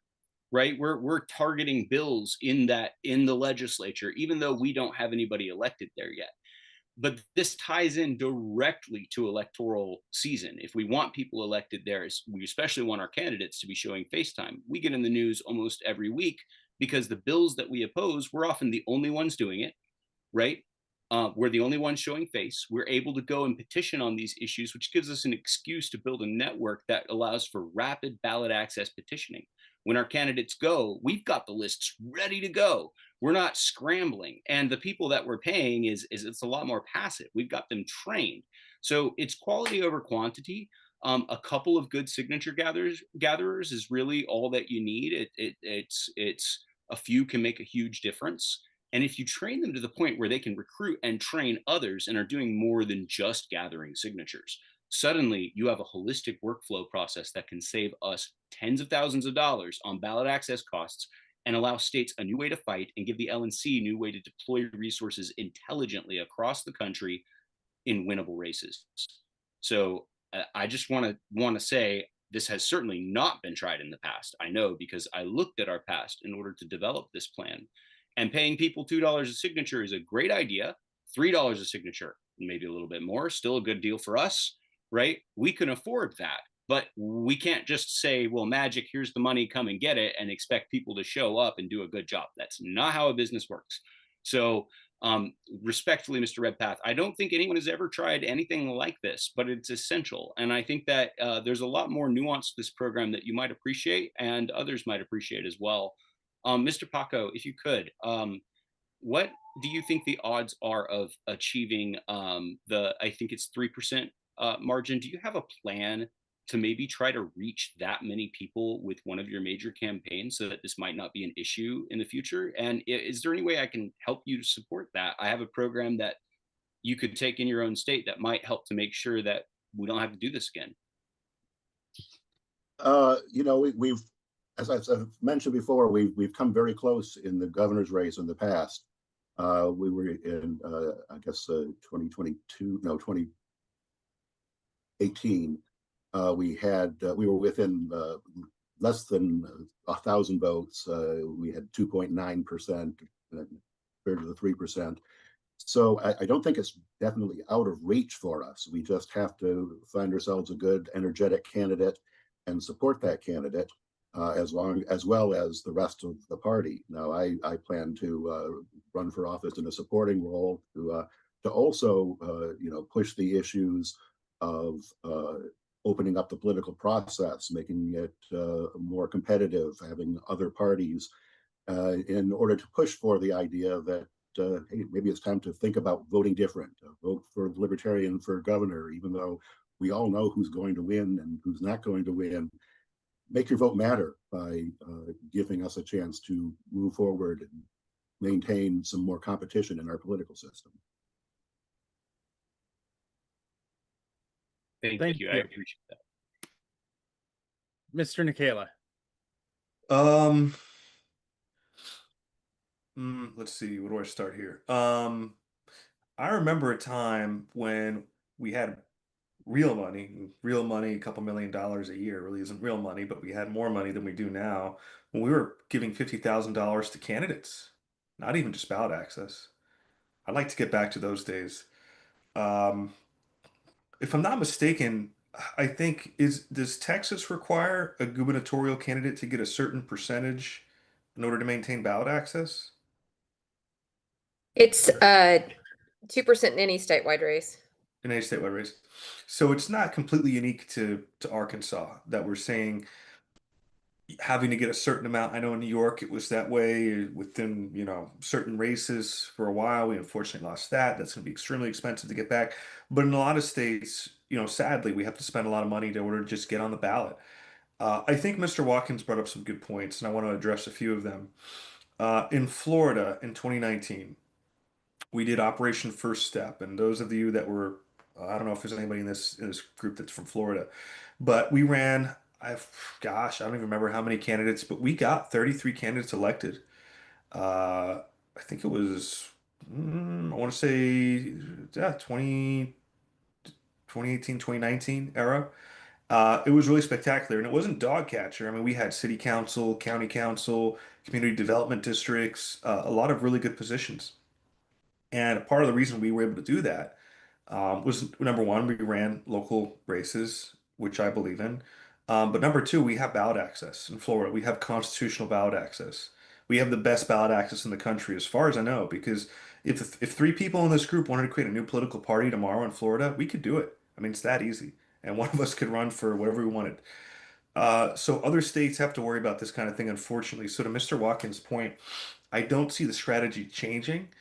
I still think, at least as far as the body's adopted strategy goes with PDR, is we want to support our candidates on the ground to win races, to get into elected office, to get into positions of power in order to push libertarian policy and get elected and do the things we set out to do.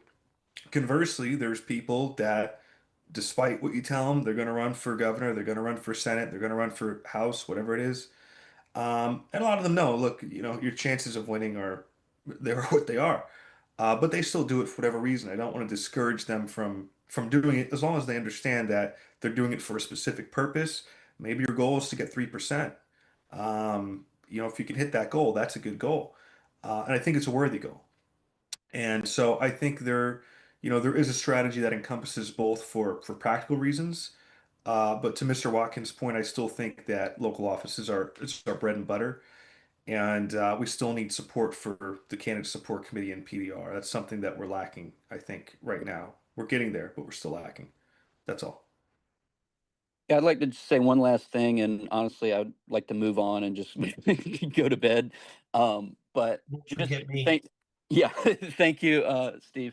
But I think overall our incentives are wrong. I think that $10,000. I understand that if we take on this encumbrance, that doesn't mean we're going to spend $10,000.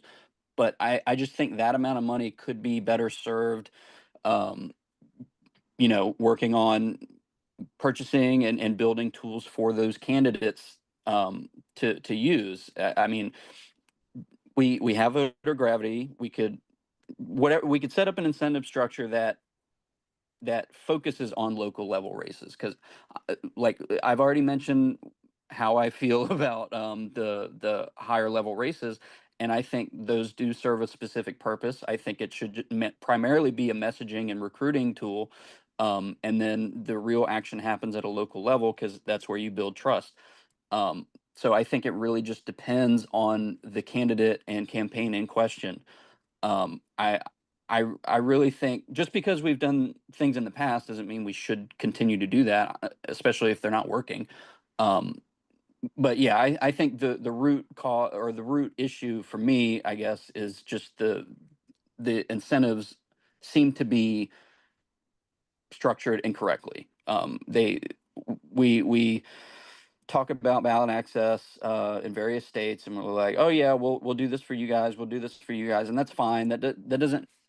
I don't mean to suggest that there aren't serious volunteers in whatever state, in any given state, but I think we just need to rethink how we allocate these resources and how they may make more of an impact long term for our candidates, and incentivize people to run locally, because like you said, people are like, oh, I'm going to run for Senate, but they don't really have a plan for what they're going to do in their campaign. They're just going to put their name on the ballot or whatever, or they'll go to a couple parties or whatever. That's fine. But like, if we want to be serious, we got to play the game differently, because the rules are against us.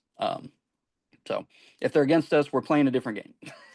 Like, the referee is not on our side. But that's all. I'd like to move on now, if everybody else Please. does too. You kind of skipped past Mr. McMahon. I believe he was before you, so I wanted to let him speak real quick. I object. No. Your objection is not well taken, Mr. Watkins. Mr. Watkins has a point, Mr. Martin has a point, Mr. Redpath has a point, and you're also all completely wrong at the same time. To Mr. Martin's point, I don't see anything wrong with, the Project Overwatch and Operation was Overwatch, and then there was another name for it that I can't remember what it was called. It has something very similar has been done in the past within the national party and by the states, and it tried and it failed.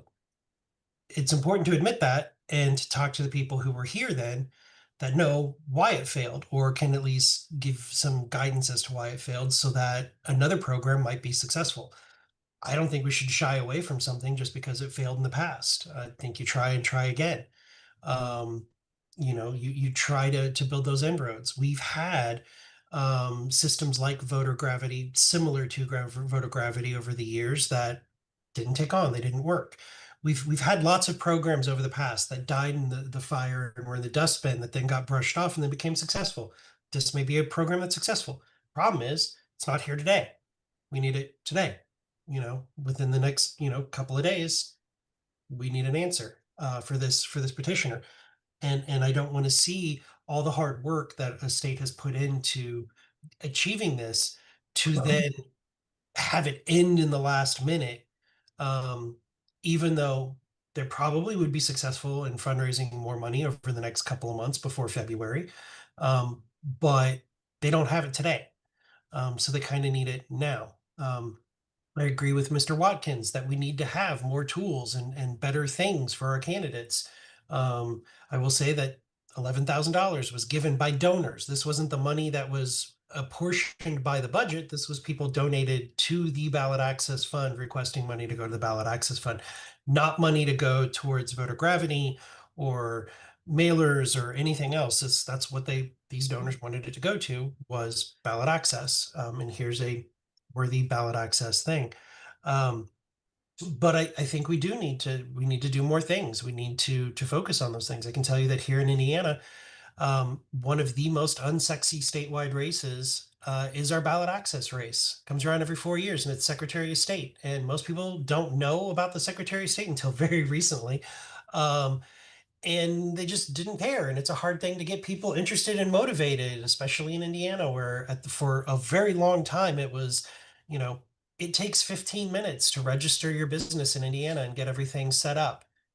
I'm going to make it 14 minutes. It was a very difficult thing. I'm going to regulate the car dealerships. It's already in state law. Like what are you going to do? It's a very unsexy race that determines whether or not we're a political party for 4 years. We have to maintain 2%. We've managed to do it since 1994, when we first won ballot access. But I want to point out that the party, as I know, because we were just recently involved with ballot access litigation with the Green Party and independents suing the state of Indiana, it was pointed out that it would cost us $500,000 to get back on the ballot today if we lost it. That's how much it would cost in petitioning in Indiana to get back on the ballot. It's why the Green Party is never on the ballot in Indiana. And so, the other side to that is, because we have the ballot access and we've been able to retain it.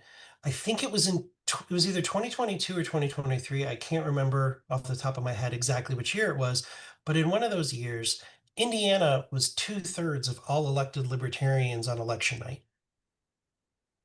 It wasn't a lot, but we were 2/3. We were the vast majority of the electoral wins on election night was here in Indiana. And it was because we had ballot access and we were able to run those candidates locally. The crappy thing about it is, and this is what I said in our lawsuit, is we have to save our money and save our resources and really pitch everything up for the Secretary of State race, because that's where everything's the most important thing. It'd be great if it was any statewide, or if it was the gubernatorial race. Don Rainwater in 2020 got 12%, won or came in second place in a three-way race in a third of the counties in the state. And there are 92 counties in Indiana. So we can't just pick one thing. We have to pick all of the things and divide our resources as best we can to do the absolute best that we can for all of the affiliates and all of our members. So this is one of those things that I think this is doing the best we can with the divided resources, is to help this state party out and make sure that they're able to cross the finish line in time. Thanks. Thank you very much, Mr. McMahon, for your comments there. Mr. Nikela, how long we were going to go on this item? Because I mean, it's late. It's late. As much as I love spending my anniversary evening with y'all, let's. You did call a meeting. I hope that everybody is satisfied. If you like these types of informal meetings, we can definitely do it again. Mr. Chair, we used to do this once a week in Florida. We don't have to do it that often. Mr. McMahon. Point Point of I, order. I would had like my to hand call raised. on Mr. Ford because he Yes. didn't really Go- get to speak. go I'm ahead. sorry. If we can just make him our last, that would be very appreciated. Please, yes. I have something very elegant to say. I'd like to call the question. Thank you. I was hoping it was going to be profound, Mr. Please. Ford. Okay. All right. Well, I think we're good on discussion. Mr. McMahon, if you'd like to start the recording, we can call the executive committee meeting to order. This meeting is being recorded. Good evening, everyone. It is 10:49 p.m. Eastern Time. It is August 24th, 2025, and I'm going to be gaveling in this executive committee meeting of the Libertarian National Committee.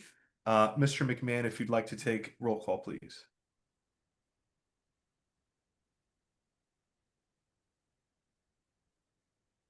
How we had it for 9 p.m. Wishful thinking. Oh, you're No, muted, Mr. optimistic. McMahon.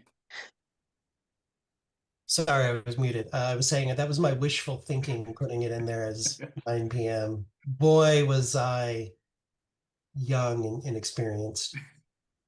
This is X call.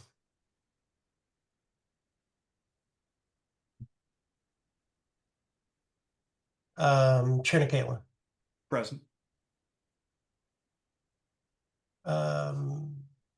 Vice Chair Dar. Here. Treasurer Redpath. Yes. Secretary McMahon is here. Mr. Ford. Here. And Mr. Watkins.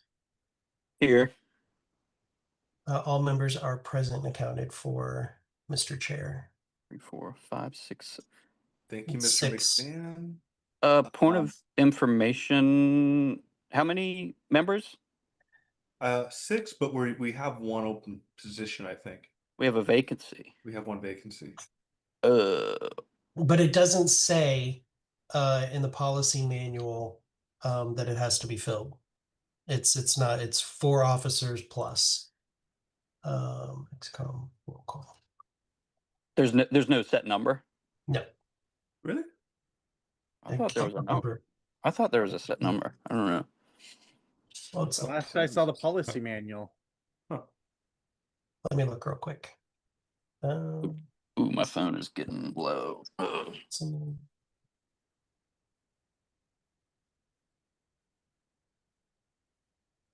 Share. But it doesn't require a vote of the, or in other words, it's the attending members, I'm assuming.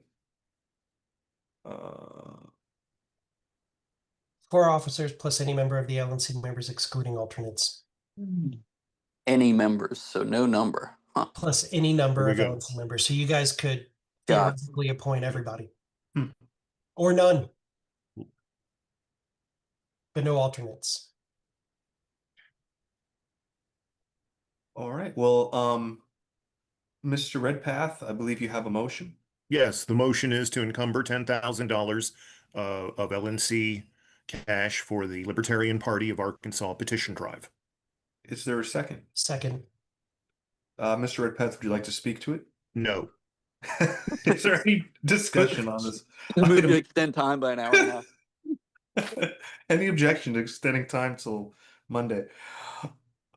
I'll ask if there's any discussion going once, going twice, going 3 times.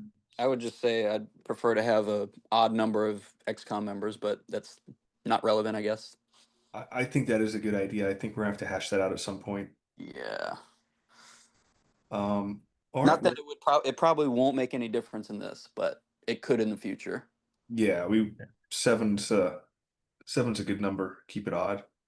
Mr. McMahon, if you'd like to go ahead with a roll call vote, as there does not seem to be any discussion. Mr. Dar. Yes. Mr. Redpath. I will vote yes.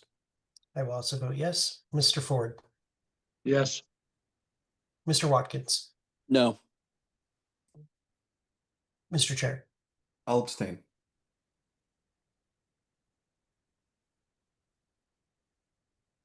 Vote is 4 yes, 1 no, 1 abstention. Motion passes. Congratulations to Arkansas. Move Next to up, adjourn. is there a second? I object to the consideration. Second. Hearing no objections, class is dismissed. Thanks, everyone. I think that Thank was a you. record. Thank you, Dr. The Pacco. recording in has particular. stopped. Thank you all.